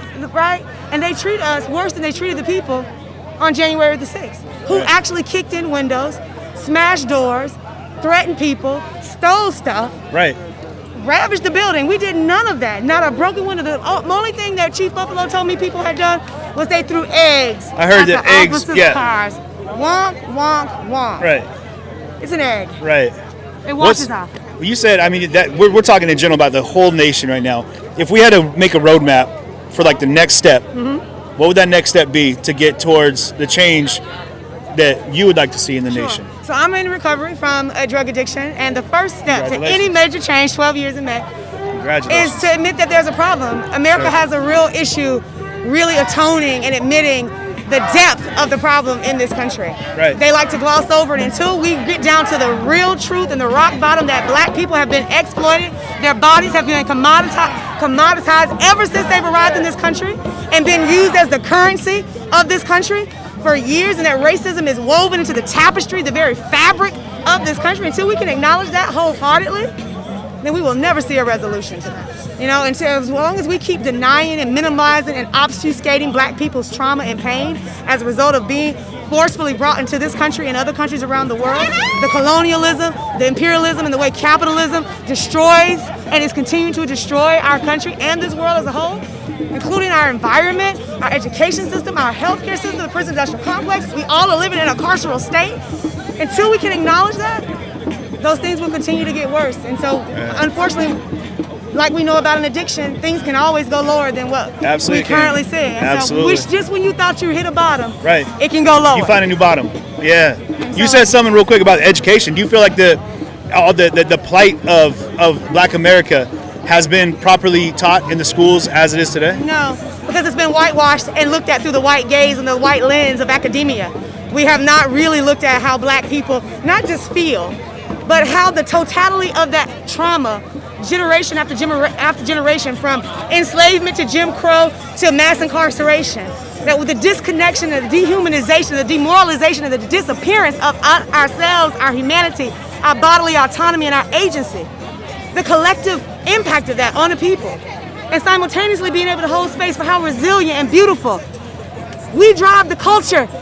You dress, look how you dress. You dress like the dudes on my block, right? You're not dressed like... You got cool dudes living on your block then. Yeah, exactly, but I'm saying, like, you inspired by, like, right? There's a certain look, and there's Black people drive the culture in this country. What we like, TikTok dances, the music we make, how we vibe, all of that is a vibe, right? And all of our culture gets appropriated, but we don't get appreciated for that. And it's when, like, y'all do it, it's great. When we do it, it's ghetto, it's hood, calm your ass down, all that type of shit. And so that's the type of shit that we don't fully address. How we have been talking about segregation, but we never really talked about what does integration really look like. When you talk about integrate, you can just integrate, but we don't need to integrate. Right? What do we really need to do? We need to hold space for people having their own culture, respecting everyone else's culture, and coexisting together. We try to force people to, like, be alike and fit into this European model of what we thought was good, red, and whatever, right? And we can't do that. Like, whatever you feel and believe, brother, as long as you providing safety to the community and yourself and those around us, I don't give a damn who you love, what you look like, how you identify, who you pray to, who you sleep with, what bathroom you use. Frankly, I mind my motherfucking business. Yeah. That's what we should all be doing. You said it, and you said it a couple times on a humanitarian level, a human level. Like, we need to look at it from that macro view, like we're on a human level, right? You and stop. Man, you do what you do. I do what I do. What I got to do for what you doing, as long as you ain't bothering me and mine. Right. If you're not damaging nothing, if you're not having like a destructive impact on the community, then why am I concerned with it? You know what I mean? Yeah. We have got to learn to mind our business, but at the same time, be concerned about what's happening in our communities, right? Like deciding where your lane is and sticking to it. And I really appreciate you for being out here capturing the real story, because thank you. People don't even understand how far we've deteriorated away from our Constitution and how unconstitutional and unlawful a lot of the practices and procedures that we see every day are. Right. Yeah, it's bad out here. Well, I appreciate you taking the time to talk to me. Thank you. For real. Thank you. All right. That was good Bring stuff. it in. Thank you very much. Can I follow you? What? Yeah, absolutely. CJTV. Yeah. CJTV. Yeah, if you got your phone, you can just scan my barcode right there. It'll take you right in there. Where's my phone? Uh-oh. You know they got old when you can't find them. You said something last night. You said you know you're middle-aged. When them kids was getting on the motorcycles? I was so nervous. I was like, oh my God. Before I'd be like, yeah, let me jump on the back. Let me jump on the back. Yeah, pop that, pop that. Yeah. And I was like, oh God. I think I heard you say, where's your helmets? Where's your helmets? I felt like a man. I don't see a helmet. That's when you know you transitioning from That's funny. youthfulness to middle age, is when you can see all the danger and none of the fun. You realize getting up in the morning hurts a little more. You're like, I shouldn't have done that. Yeah, get your camera out and you can just. Cam, you know I'm old. Yeah, there you go. And it just, it'll just look right at it. And then. Oh, it's looking at the wrong thing. Okay, there we go. Boom, you're in there. I'm gonna follow you. All right. Nice to meet you. Likewise. That was a good combo. Like I said, a lot of heavy emotion going into that. And the beauty part about it is that, like, you don't have to agree with everything that's being said, but as someone that definitely is passionate about how they believe, so that's great. What I think is really cool right now about having these conversations is that we're allowed to have these conversations, you know?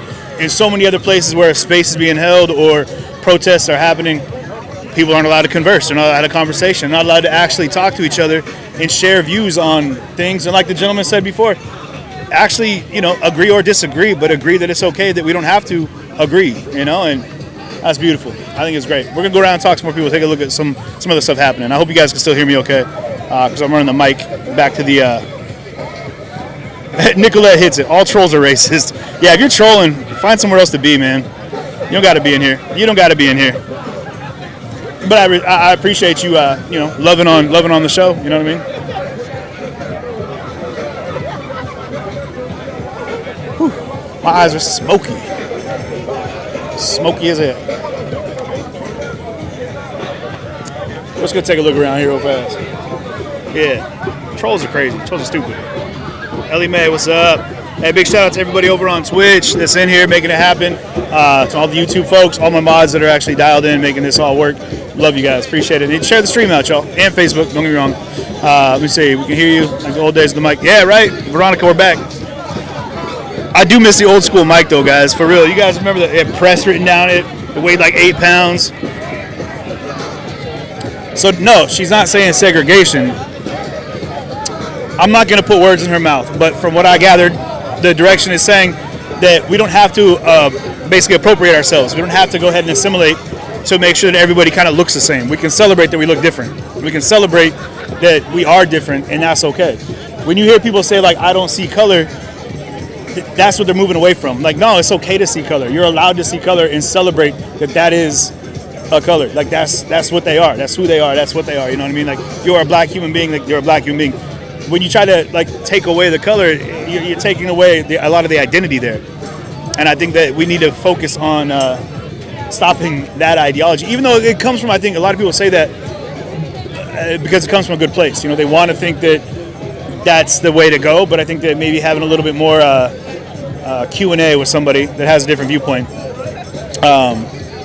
you know, help them understand a little better. So, you know, but they are talking a lot about cultural appropriation, and I don't know, like I said, who the people are on her block, but apparently we are similar. So, but I'm cool with that because I'm barely getting by. I got big feet, a fat head, and broad shoulders. It's hard to find stuff that fits. You know what I mean? So let's take a look around here.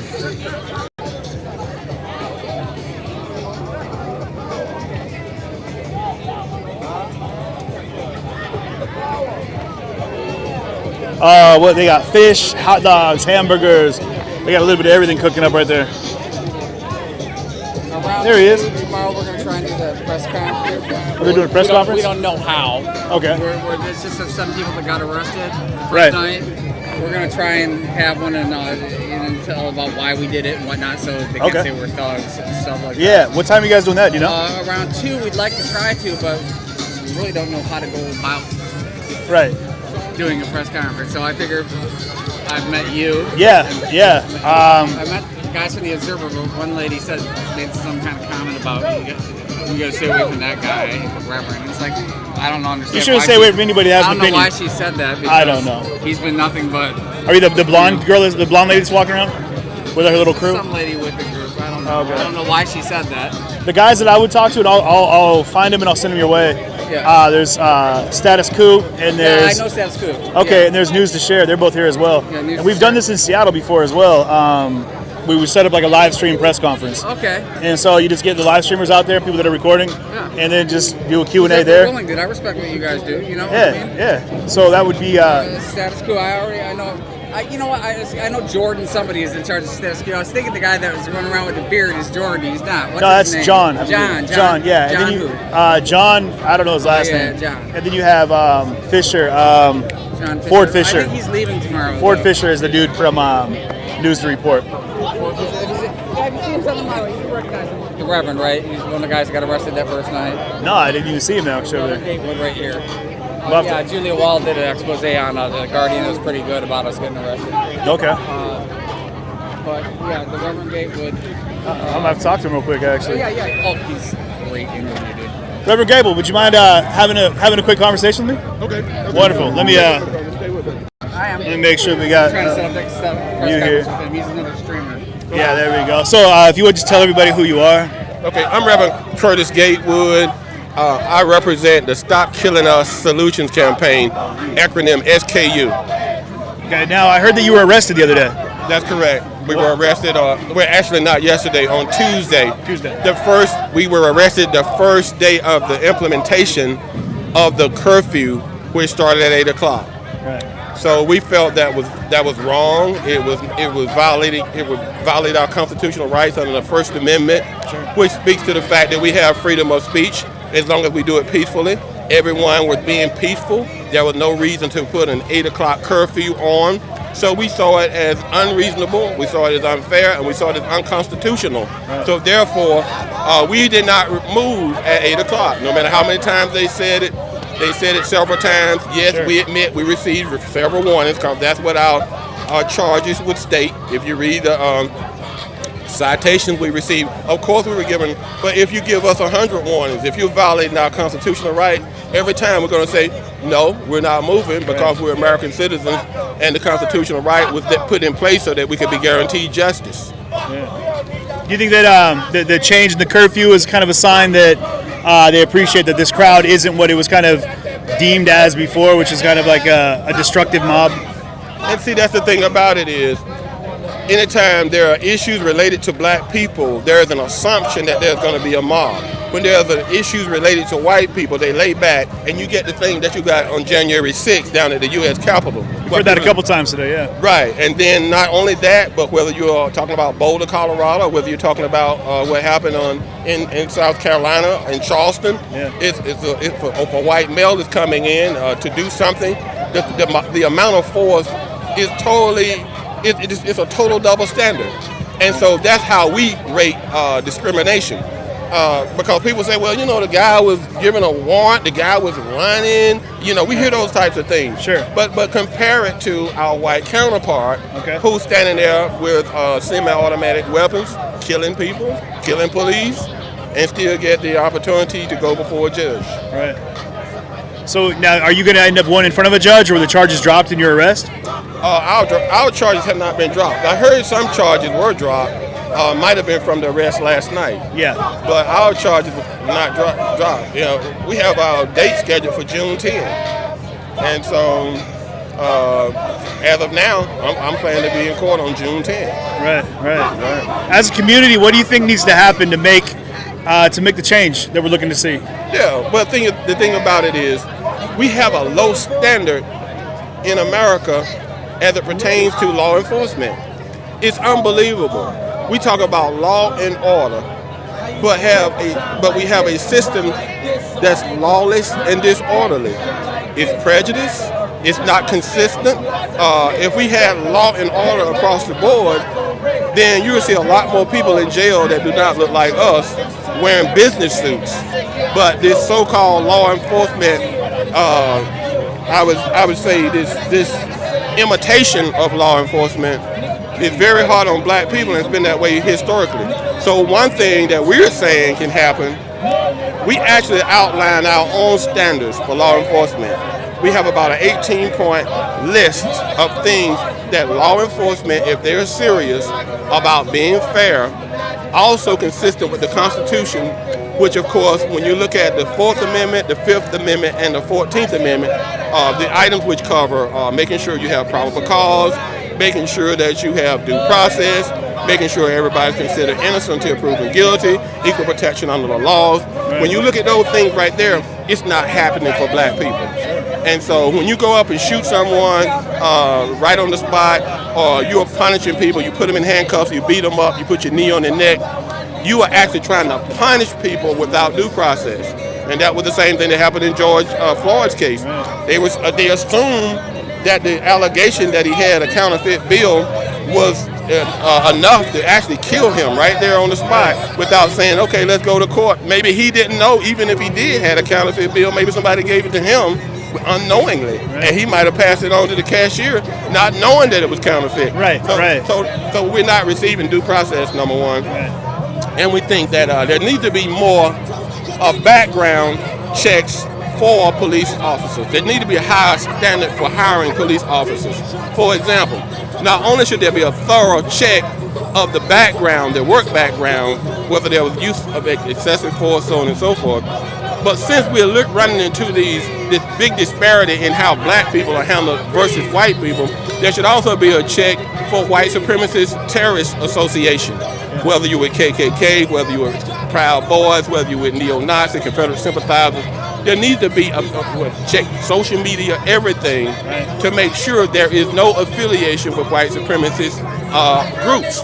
Because no matter how much training you receive, no matter how much diversity training you receive, no matter how many times we march, if you're a white supremacist, you're waiting on your opportunity to kill that person and then feel like you can get away with it. So, and then the next thing, of course, anytime there has been the usage of excessive force We are calling for immediate termination of that police officer, a prosecution to the fullest extent of the law, and making sure that person is banned from law enforcement anywhere within the jurisdiction of the United States of America. Because we're fighting an issue right there in Graham, North Carolina, where we have a police officer who was hired in Greensboro, North Carolina. He committed excessive force where one man by the name of Marcus Smith died as a result of being hogtied. Then he went out and committed another act of excessive force by shooting into a moving vehicle. Right. And then he was fired for that. He was hired right down the street, 30 minutes down the street, by the Graham Police Department. Really? On March 1st, 2021. So we're there.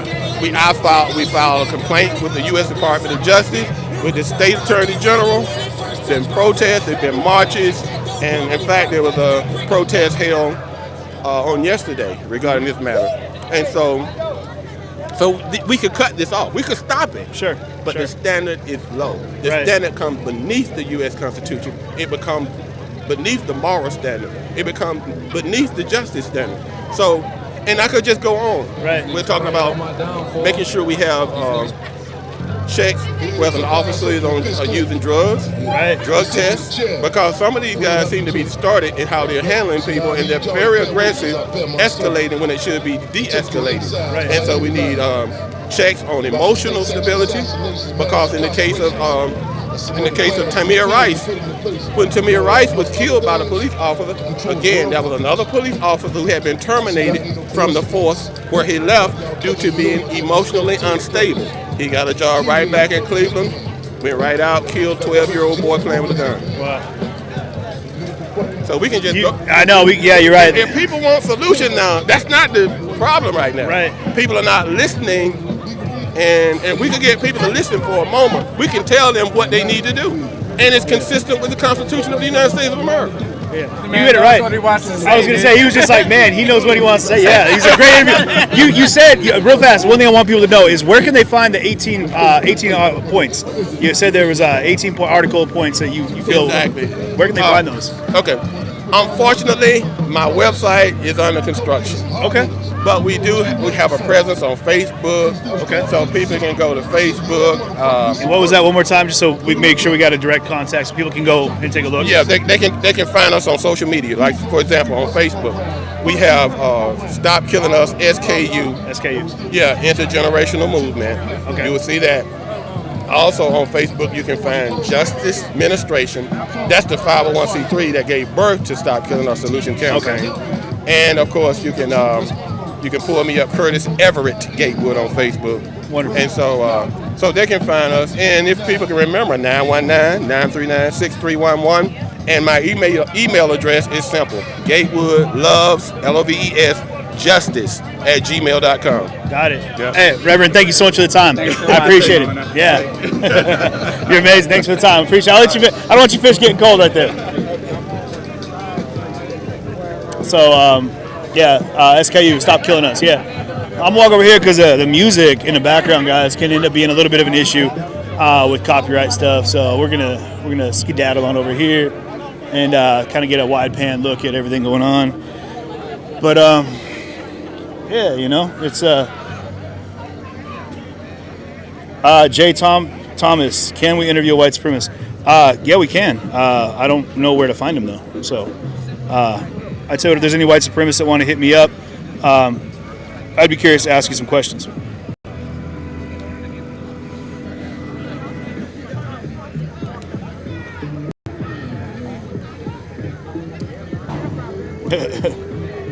The food is under the hood right now. It's not. It's cooking right now. They got the deep fryer right there on the other side of the councilman and the chair, and then the grill is still the grill is still a grilling.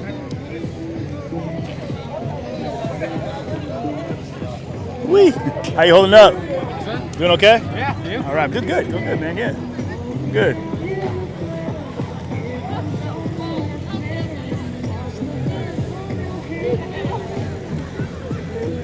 So questions. Anybody got any questions that I can answer real quick? Go ahead and throw them up in the comments.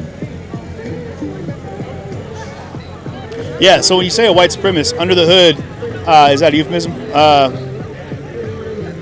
Dr. Murdoch, I don't think you want to jump in on if I want to interview. We were just asking if there's any white supremacists that want to be interviewed. I don't think that's the chime in time, my friend. I'm just telling you right now.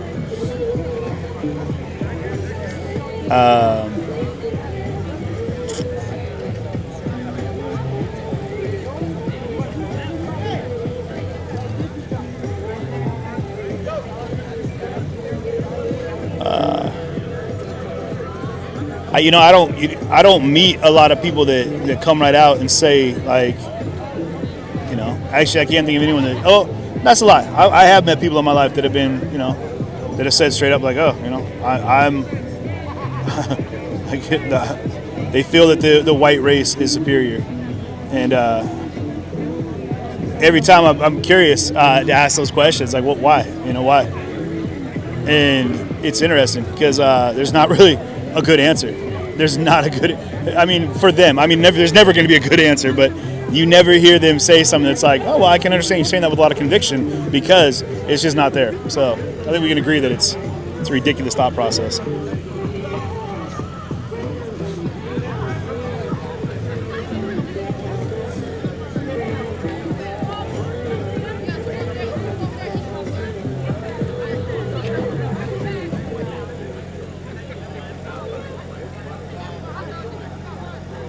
Yeah, so Leora McAllister says, if a white supremacist is game enough to claim they are white supremacists, then they're going to lose their job. Yeah, I mean, I think they did say something about how some places aren't willing to fire based off of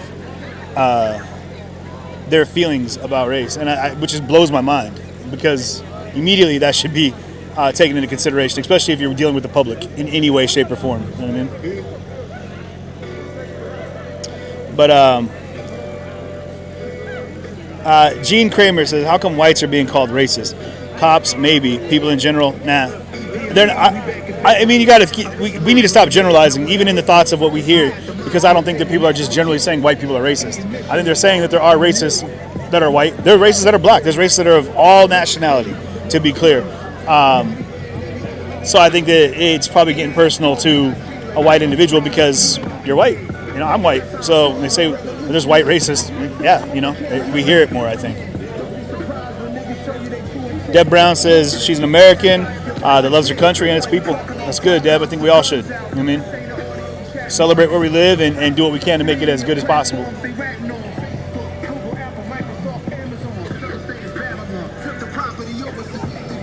Yeah, Tracy3 over on YouTube says they're tired of people generalizing everything, all caps.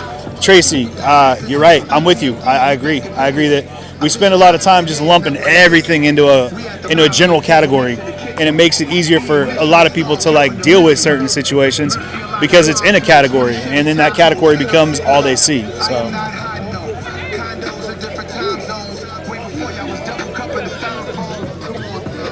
Even with the cops, Art and Soul by Yvonne. Yeah, you know, I don't generalize anybody. I make a very, very, very conscious effort to allow everyone an individual stance on anything, no matter what,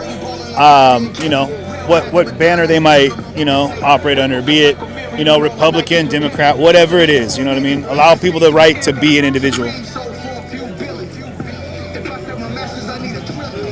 Bobby Colhoun, you're directly referring to the Proud Boys. I can't speak for that group or any group at all.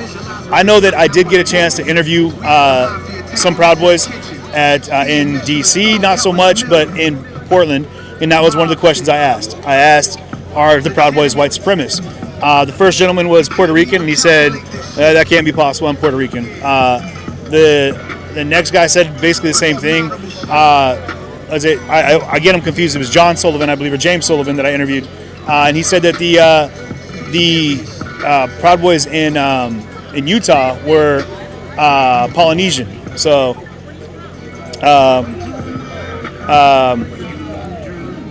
but I think that organization is big enough and kind of extreme enough right now that maybe it does draw in some element there. You know what I mean? And in any group large enough, guys, you got to remember that no matter how much we want to go ahead and act like it doesn't exist, the larger your group, the more opportunity you're going to have for differing viewpoints. So that is an issue you have to deal with. What's going on? What, you tripped? Careful now. Careful now. I kind of want to interview the news lady, actually.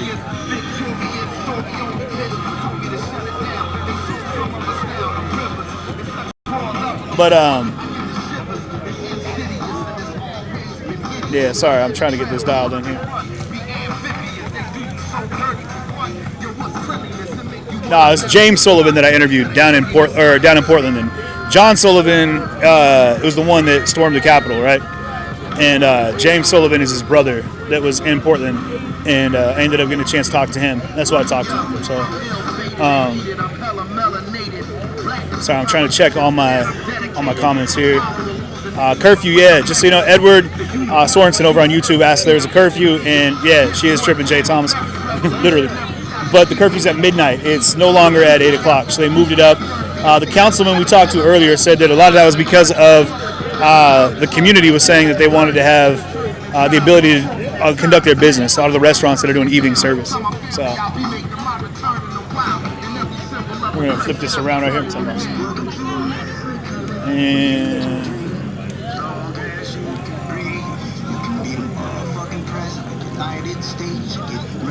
And someone said, so the comments are moving pretty quick. They said something. Leora, yeah, no, I'm talking about, there's a different guy, but I know we're talking about Enrique Taro, but he's Cuban. He's an Afro-Cuban gentleman. I don't think a lot of this is about safety, honestly. I mean, there's still plenty of police over there. I mean, they haven't gone anywhere. They're still very much present. So,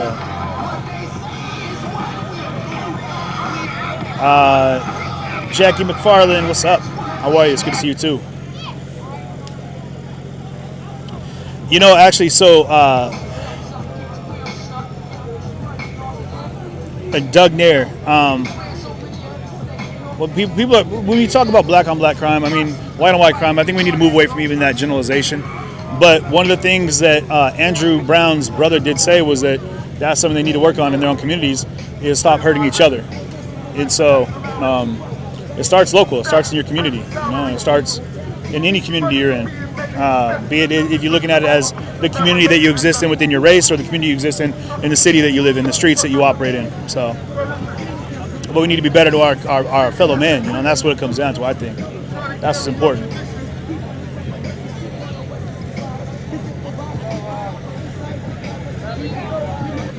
But yeah, hey, you guys, thanks for sharing the stream. I appreciate it. Getting that out there, getting as many people out in this as possible. Like I said, we've had some great conversations so far, and it's important that a lot of people hear these things, because hopefully it'll open up your mind to kind of the way things are seen and kind of the way things are being looked at. So maybe the way you look at it yourself. So I got to hook up a battery here real quick. So I'm going to flip this around, let you guys kind of take a look at what's going on. I'm going to try to move away from the music. So bear with me over here real quick.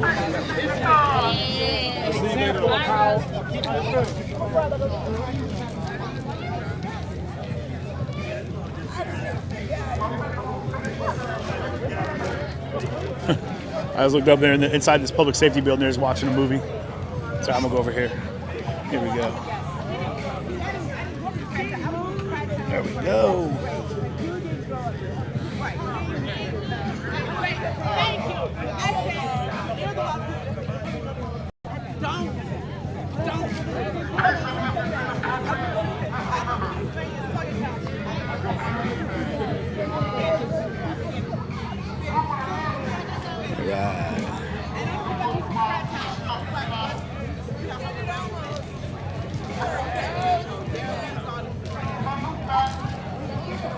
We're gonna pop the mic off for a minute here.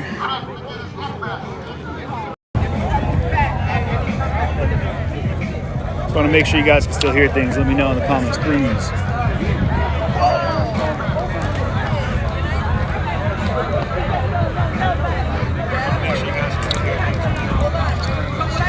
Yeah, we're doing all right.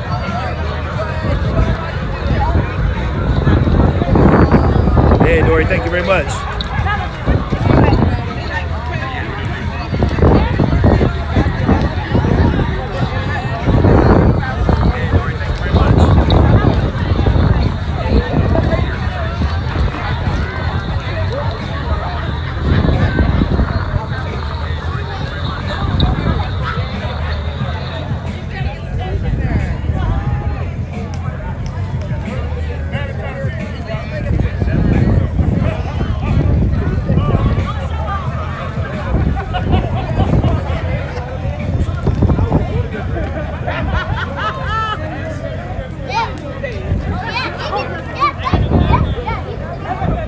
man. Shout out to Woke over there. Woke was gone for a minute, back up and running, doing things. It's good to be back up on the channel. Thanks for the broadcast. Yeah, this is a parking lot at the right outside of the public safety, the county public safety. I'm not even gonna try to butcher the county name. Actually, I will for you though. The Pasquotank County public safety building is where we're at right now. This is where last night they had officers on the roof, and it was this is where the march started and where it all ended last night.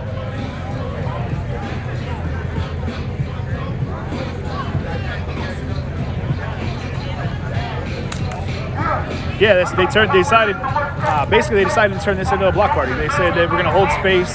We're not going to march tonight. We're just going to go ahead and be where we're at. We're going to hold this space. So.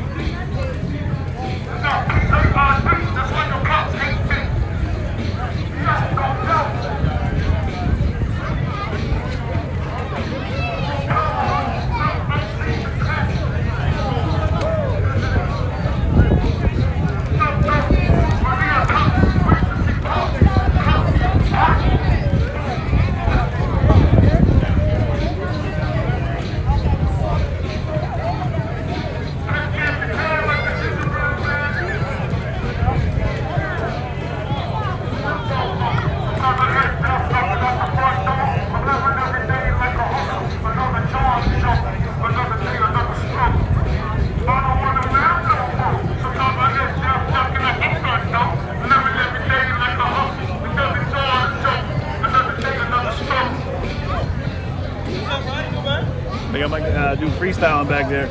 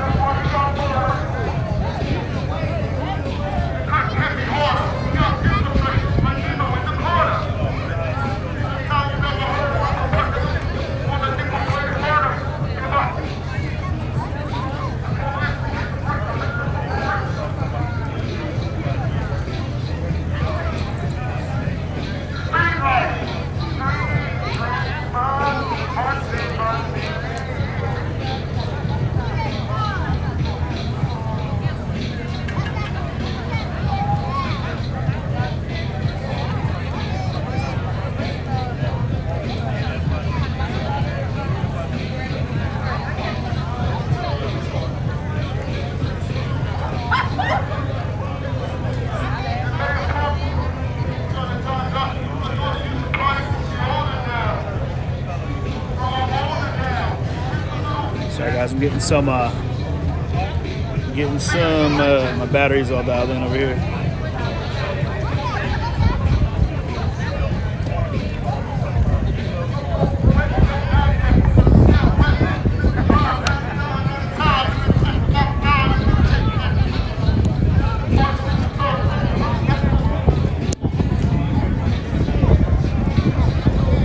I'm gonna pause for 1 sec.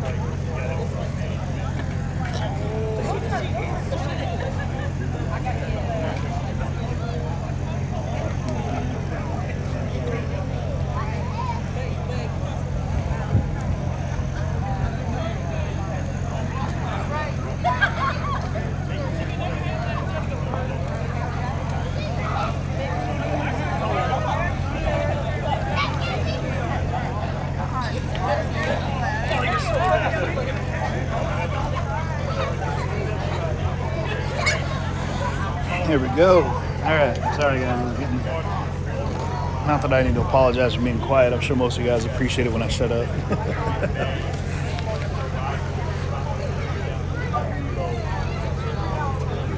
2K Pounders, man. I mean, people need to appreciate it's not a gang affiliation, man. If you're talking about like the GDs or I'm not sure which one it is, but no, man. This is a Mariners hat.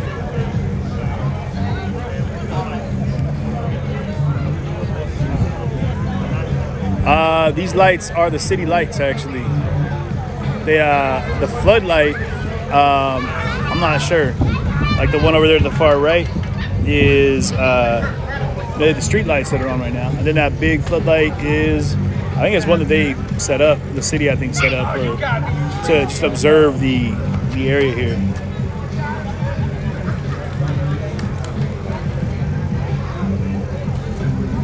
Yeah. It could be a rented light though. Yeah, it could just be a, I don't know. It could be from, it could be a rental place. I'm not sure.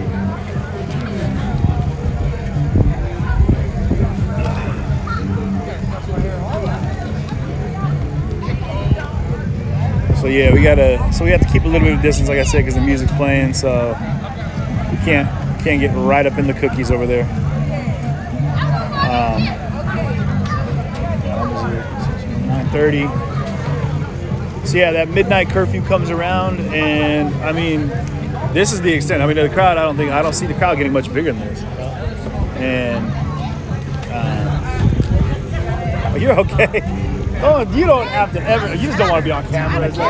I hear you. Me too. Are you aware about trying to get a press conference tomorrow for the protesters and stuff? He did, and I talked to. Unfortunately, I got to fly back to Seattle in the morning, but out of Charlotte because I'm an idiot and I flew to the wrong side of the state. Yeah, Norfolk would have been way faster. Yeah, he just agreed. He's like, yeah, that's dumb. But I did. I know that. Two other cats. There's News to Share, and also Status Coop is over there. And got done talking to him. I just didn't know if anybody made rounds. Yeah, he had mentioned it. I might ask somebody to. What I might end up doing is grabbing somebody that's going to be local here, and seeing there's a guy that's been wandering around here, the local dude, and I might see if he can just go live, and I'll host it to my network, so we can go ahead and put it out to like all my. Who are you with? CJTV. Out of Seattle. I'm sorry. No, you're good, man. It's cool. You know, I'm from Seattle. It's pretty far, bro. Yeah, it's my first time out here in North Carolina, so it's great. I love it out here. It's beautiful. Yeah, like this city has 18,000 people in it. Yeah. Do you mind being on camera, by the way? You're good. Yeah, I was one of the first protesters that got arrested Tuesday night, so I've already been on camera. Might as well. Yeah, right. What's up, Seattle? There we go. Yeah, we're all over right now. We're all over. Yeah, I see. But the little city is one of the few cities that's only 18,000 people strong. Yeah. I moved away to Greensboro 3 years ago in 2018. And there's some people that ain't seen me since then. I'm coming out here with a mask on and, hey, bro, how you been? Yeah. The city's too small. We know everybody. Everybody's a cousin. Everybody's a nephew to somebody, a brother, a sister. So with Drew dying, it really hit home to a lot of people. I came all the way from Greensboro. I've been out here all week. Yeah. Just staying with my brother and them. How does this feel right now? Like, do you feel embraced? I mean, this community out here, I found is very inclusive. Like they really want to have that community vibe. Before, there was a lot of things going on, but every city has its own gun violence. Sure. But with everything going on now, it's sad to say, and I hate to say this, but the death of Drew brought us more back together as we should be as a city. Yeah. Especially to be such a small city as this. Yeah. And we'll call Elizabeth City Elizabethtown, but it's already Elizabethtown, North Carolina. Man, see, that's why I flew to the wrong side of the state, because I was looking up Elizabethtown, and it's over there on the other side. But I was like, oh, it's like 2 hours from Charlotte. Yeah. Now I'm getting on the plane. I'm like, Elizabeth City. Wait, what's that? Damn it, wrong place altogether. Yeah, man. So, like, with a city of no more than 18,000 people, and majority of them being college and stuff, or actual residents, this is really collective. This is beautiful. Yeah. This is like, I haven't seen nothing like this other than me being out at Elizabeth City State University and attending there. Okay. Where we have our Viking Fest, our homecoming. But the city is in the city and there's no students here. Yeah. And this is a dead economy if you haven't really noticed. People have said that. I've heard that that's one of the reasons the curfew was getting raised up, because the economy's already struggling as it is. So them getting the curfew was retarded. It was ridiculous. Yeah, everyone said the same thing. Like, it's just, for this group, it just seems incredibly unnecessary. They said that for us to be nothing but peaceful all week, for today's day 10, and for us to be peaceful, for you to bring in 42 state troopers. There's cops from Burlington, North Carolina. which is out near Greensboro. Yeah. That is Greensboro, North Carolina is 256 miles from Elizabeth City. Wow. You have cops 30 minutes, which is outside Burlington, coming here. Salisbury, Halifax. This is a waste of our tax dollars. I'm a taxpayer. Sure. I'm a business owner, actually. Yeah. And you're wasting my money. Right. Like, how do you as America feel that your police officers and your deputies are wasting your money right now protesting and handling rioters when we're out here having fun and just chilling? There's a group of people and there's a community that lost a brother. How do you feel that your money be wasted? You might want to go see your next city council meeting and see how their funds are being used. Hopefully they're being used appropriately. That's good, yeah. The way we gotta break this, we gotta break the system. When you go to the grocery store and you go egg shopping, when you open your case and you check for eggs, if you see one bad egg, do you swap the egg out and put another egg in? Or do you just go look for another case of eggs? Yes, I never heard that analogy, but to answer that, I look for another group of eggs. I look for another dozen eggs. So that being said, it's not about removing the one bad egg out the bunch and swapping out with another one. Because somewhere in this big boy brotherhood that they have, there's always going to be some bigger brother that always is going to feel the way they feel and be pro-left and anti-black. Yeah. So the way to do it, you have to get rid of the whole egg carton and get a new egg. Start over the whole system. Way more desensitized training, unbiasedness. Why doesn't every police officer get evaluated with psych eval before they get hired and go in the police academy? It's like the third time today people have mentioned that, you know, and we hear it all over the nation. If I'm a firefighter and I'm scared of fire, I need to change my career. If you're a cop and you're scared as a cop, you're scared of your community that you're patrolling and policing, pick a different job. You're in the wrong field. This is being honest. Yeah. So like, I don't know, these guys can pick up professionally and do something better. No, one second. Yeah, so you said something about what I'm curious about is, do you see that as we're moving forward, that there's going to be a younger generation that's coming in that is actually going to start moving out a lot of the stigmatized older folks, like a lot of the older, like the racially charged individuals that have been around for a long time? You're going to have younger black men, women, mixed race individuals that are going to be part of the police force. Do you think that'll make a change? When people say Blue Lives Matter, they do choose to be blue. Yes, when the newer generation come in, because people will say, well, if the system is corrupt, why are there people of color in the police force, as deputies and sheriffs? Yeah. Because those are the few people that are trying to get rid of the stigma that we have and get rid of the big brothers. I hate to say it, but those big brothers, they're kind of old, and the best thing to do is for them to go ahead and retire or just die in peace. Hate to say it that way, it's not, I don't wish death on nobody. Sure. But those old ways need to die. Yeah. Because this new generation is 2021. Yeah. Gay marriages been legalized a long time ago. Yeah. People being transgender is okay. What's wrong with getting rid of the racist ass cops? Why is that not a thing? It shouldn't be a problem to get rid of racism at all. I think that in anything we should look at weeding out the issues that are fostering up the hostility towards one another in anything that we do, especially in a citizen or a community-facing profession. You know, like they are. You know, they're liaisons for the community. So it should be. You would hope, and hope they'd represent, like the councilman over here was saying. Hopefully they represent the better views of the people.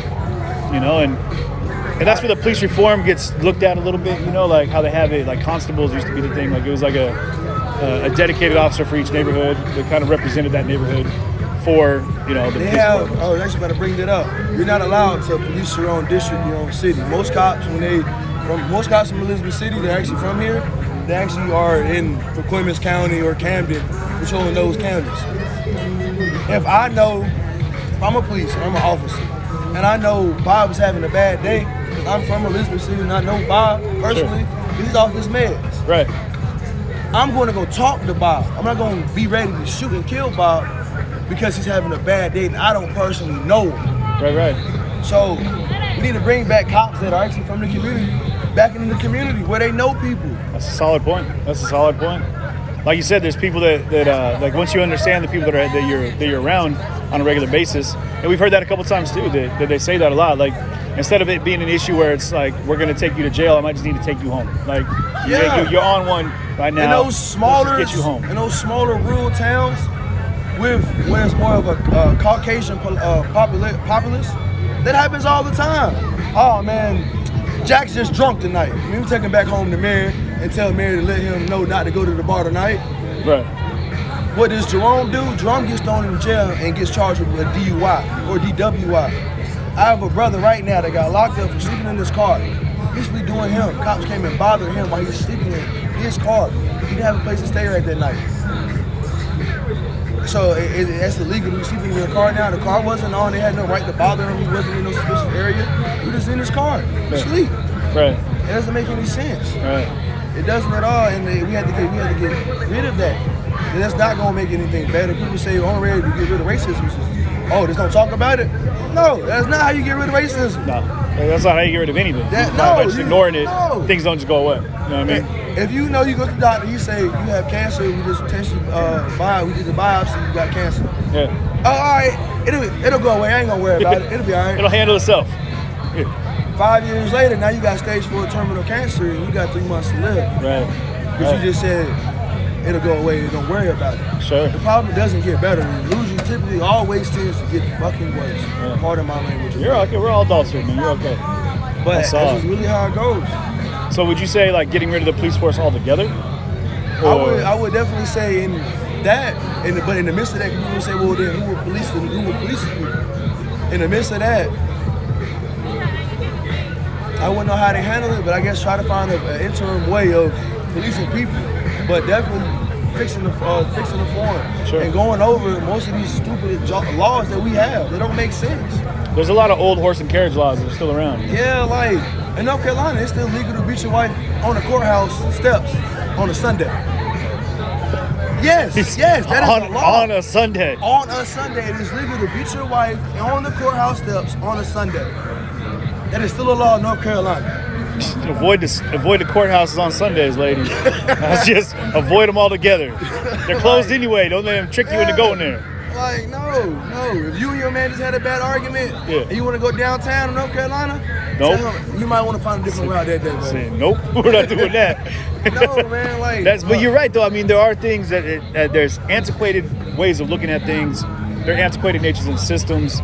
And I think that it's going to take younger blood coming in to really breathe change, to breathe change into things and to give a new way of looking at things and to open up people's, their thought process. In this day and time where furthering a generation into knowing things they're not supposed to know and desensitizing, I found out that my nieces and nephews are getting the police conversation a lot sooner than what I did when I got it. Sure. And we're getting aware at a younger age of what's going on. Yeah. There should be no reason why my 7-year-old niece, my 16-year-old nephew, is scared to be around a cop because they feel like somebody might do something to them. Cop, when you see a cop, you just think of a person going to save you. The only people nowadays that are really cool with first responders we actually like are EMS and firefighters. Right. When we see a cop on the scene, everybody gets nervous. Yeah. There's nothing we can't do back here, especially in the South. People forget where we're at too. A lot of people that are in the comments. This is definitely the Bible It's the South, Belt. below that line. And last night, after the police were pushing people out, a couple gentlemen pulled out an actual whip that is an artifact from American history that was actually used during slavery. And honestly, it was an odd thing for me to see because you hear about things, but the dude handed me this whip, and it was used to whip slaves here in North Carolina, like here in this where we're standing now, and it was a real eye opener that I was like, yeah, people forget that it's very real. Like it's not just something that we read about, but it's not as personal to some people as it is to others, especially in general, like it's like a black man that's part of the heritage or the history of the Black American. Yeah, it's hard. Like, even myself, I've had cops put guns on me at a young age, unarmed. I'm glad I'm not a hashtag. Right. I'm glad nobody's out here protesting for me. Because it could have easily been a few times where it could have been me. Sure. There was the people that were shooting in the neighborhood. We just happen to be outside Valentine's They having fun. There's a few couples just having fun. Sure. As long as it's not on a Sunday in front of a courthouse, you'll be all right.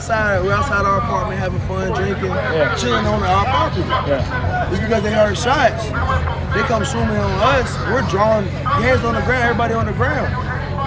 My brother didn't even have a shirt on. It's a peace Frank. Yeah. He didn't have a shirt on. It's February in Elizabeth City. Yeah. He just outside chilling, no shirt on. I don't know why, but made him get on the ground. Anywhere else I've been, you don't have the shirt off in February. Yeah. Like, he's out here on the ground. Guns on us. We didn't do anything. Like, it shouldn't go that far. Right. It should not go that far. Right. My nephew actually got pulled over and got a gun drawn on him because they described him as a description of a shooter. Okay. The shooter had on had on a black shirt and red pants.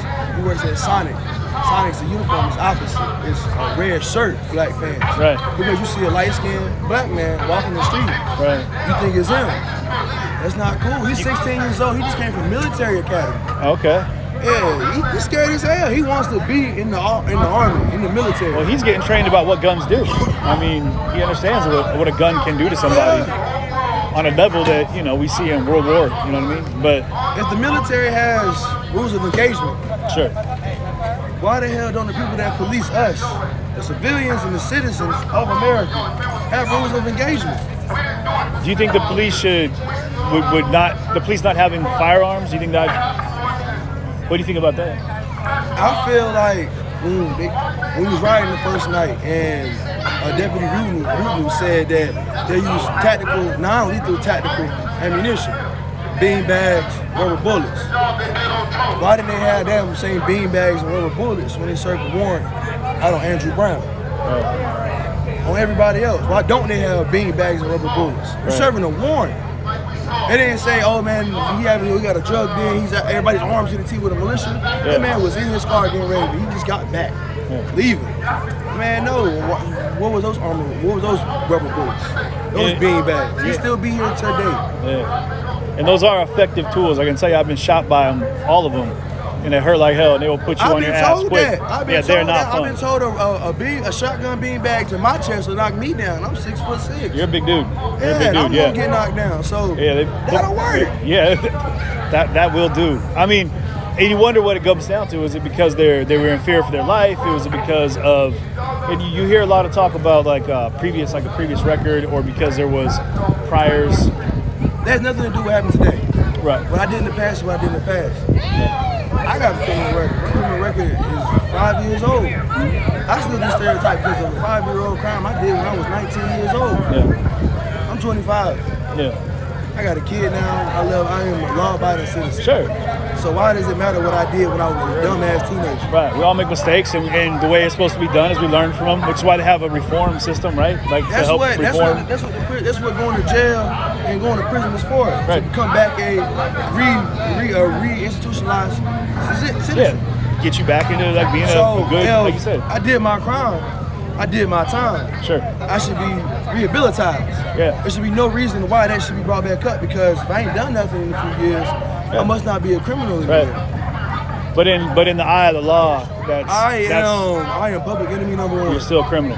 From a charge I did when I was 19 years old. Right. It doesn't make any sense. But to be clear, at 19, you're still, granted, a lot of people do pretty heinous stuff at young ages, but you're a teenager. You're a teenager. Yeah, you're still a teenager. In North Carolina, with federal law now, you can't even go buy tobacco right now. You still are a kid. Till 21, you are a child. You can't buy tobacco until you're 21 here? Yes. Wow. Yeah, there's no tobacco till you're 21 out here. You cannot. That's interesting. Yeah, so you gotta be 21 in North Carolina to drink and to buy tobacco, cigarette, any of that. Right. So if you guys had any plans to come to North Carolina and you're under age of 21, you might want to turn it back around. Bring your own cigarettes. Just pack them in. You gotta pack them in. Any cigars you might like or love, just buy those and bring those with you. Get them. You gotta go to South Carolina or Tennessee.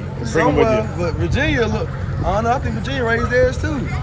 But yeah, man, this is a backward state. Really? A really backward state. It's a beautiful state, I'll give it that. Oh yeah, we have our beautiful here, moments, and this is the state itself is a beautiful place, but it's filled with a lot of ugly people. Sure. I worked out at Outer Banks, the Black Pelican Seafood Bar and Grill, now the Banks, North Carolina, Kill Devil Hills. And I've worked with people that were racist. Hey man, it's not like I don't like black people, I don't like Mexicans. That's the same damn thing. He says, not that I don't like black people, I like Mexicans. No, he said, I don't like Mexicans. I was like, that's not the same. Black is not Yeah, racist. but if you don't like Mexicans, don't like black people. Right. We're the same people. There's these generalizations that people have, and it blows my mind. They're like, because you can't, dislike an entirety of a people. You know what I mean? Yeah, like you have an experience with somebody, maybe just like that person, but no kid wakes up or is born hating a set of people. We taught that. Yeah. So like, the only two fears we're born with is loud noises and falling down. Yes. Every other fear we learn, that we get taught. We learn how to like be afraid of a snake, or we get taught to be afraid of, big tall people or small people, or whatever it is. And I think a lot of people operate out of fear because of the unknown. They don't understand people. They don't understand. Take the time to get to know you as a person. They see you on paper and they're like, oh, this is what he is. He's his jacket. That's what he is. Like, we're just going to go ahead and categorize him as such, because getting to know you would take too much time, or maybe it would undo what it is that I know about you. Or they might feel like just because of my outward demeanor, my tattoos, my locks, me being 6'6", oh man, he is not somebody to talk to. He may not be educated, but I can hold a conversation. Absolutely. I can hold it very well. Yeah. A lot of people don't see that. Well, I know you're intimidating everybody right now around you. Oh yeah. I'm extremely intimidated right now. I've been trying to shy away from you this whole time. No, you're incredibly engaging, and that's when you don't get to know each other though. Until you ask people questions, until you take some time. Until you see, I might have a stern face. I'm a pretty serious person. Yeah. But I'm a goofball. All my friends know me. I am hilarious. I'm funny. All of our friends tell us we're funny. That's why we keep them around. It doesn't mean you're funny, bro. No, it's funny. Our moms tell us we're special too, but they have to say that. That's all right. I am a little special ed, though, but it's okay. We all go through that. I thought the short bus was something that was just cool. I'm like, man, that's right. Man. There's only 3 seats on this bus. I'm riding like royalty, man. Turns out it was a different story, but mom told me otherwise. Being special is good, though. Yeah. Well, hey man, I appreciate you taking the time. What was your name? Appreciate you, bro. Donis Jones. Donis Jones, thank you. Hey, do you mind if we, have you on camera? Like, you give us permission to? Yeah, go ahead, bro. Donis Jones, I appreciate that, man. No doubt, Thank you no very doubt. much. I have no problem with that. That's good looking, man. You too. Thank you. All right, man. We'll talk to you later. All right? Yes, sir. Be good. Don't say fuck that. Seattle. Yeah, man. After that 5.5 hour drive to the airport. Oh, I know about it. I live in Greensboro. Oh, so you get it? I'd have been better flying into Virginia though. And that kid smuggling in some cigarettes for underage kids. I'm kidding. Man, geez, the news teams hear that. They're like, wait, what? I was wondering, I didn't see the broadcast in the group. Yeah. And then I noticed there's another guy that's presenting. You're not Roger. Roger, no, I'm CJ. There's been another guy that's presenting this video. That was the group I was talking about, that I'm the admin that I approved your video. And this guy here, where's the last video? This guy here, Ross. Oh, okay. No, yeah, that wasn't me. See, that's why we thought that's what made me came up. Because I've got some mods down in this area that I haven't met yet. I thought you were on my mod squad. Yeah. Okay. Yeah. Oh, I got you. Yeah, because I've been following Woke Camp for a while too. Yeah, I think and that's why I'm there in the group. And I was like, that's why we're looking. I'm like, okay, I'm a little lost right now. What is that? Weird. Yeah. But that's what I meant by my Sure. No, I get it now. I was a little confused at first, but I was like, man, I don't know. I can't keep up with what my mods do, because that's why I let them do what they do. Otherwise, I love y'all mods. Or for you guys, I'd be lost. totally lost. Well, it's good to meet you, though. Yeah, nice meeting you too. Yeah, man. Keep posting. I will. Keep bringing them. I will. They're about to get sweet. So I'm about to go see what they have to say, man. We'll talk to you in a minute, all right? All right.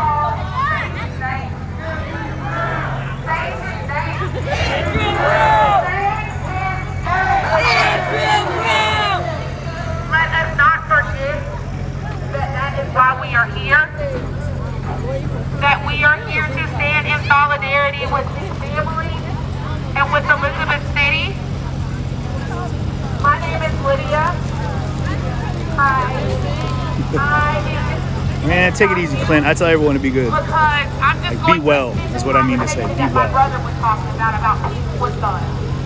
Black people with guns versus white people with guns. This is going to shock you, but I am the leader of the general of the original Black Panthers of Gastonia, North Carolina. I have been out here standing in solidarity with you guys. I have stayed in the background. I have stood in where I can. I have unfortunately been arrested because they did not like that I was speaking truth, and they said that I was inciting a riot. Black power. Black power. No justice. No peace. None. So, to extend his conversation, the police of Elizabeth City, there is an up out here, number one.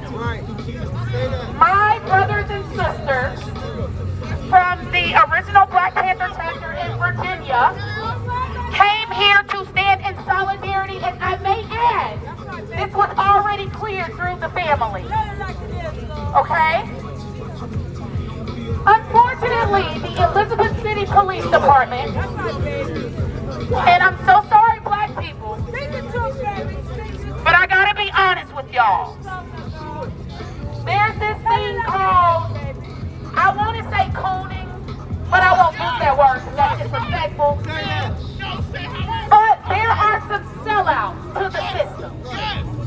There are some people that would rather hide behind the blue wall of silence than to protect their own. So my brothers and sisters were here, and there is an op out here somewhere that I guess informed the police department that we were out here. Now that can be because there are other Black Panther chapters, and their ideologies are based in prejudice, in bigotry, in racism. And I completely understand that, because if we factor in the fact that the European-based school system has brainwashed us all to think that Black Panthers are terrorists, but they don't tell us that we started, the original Black Panthers started the free lunch and the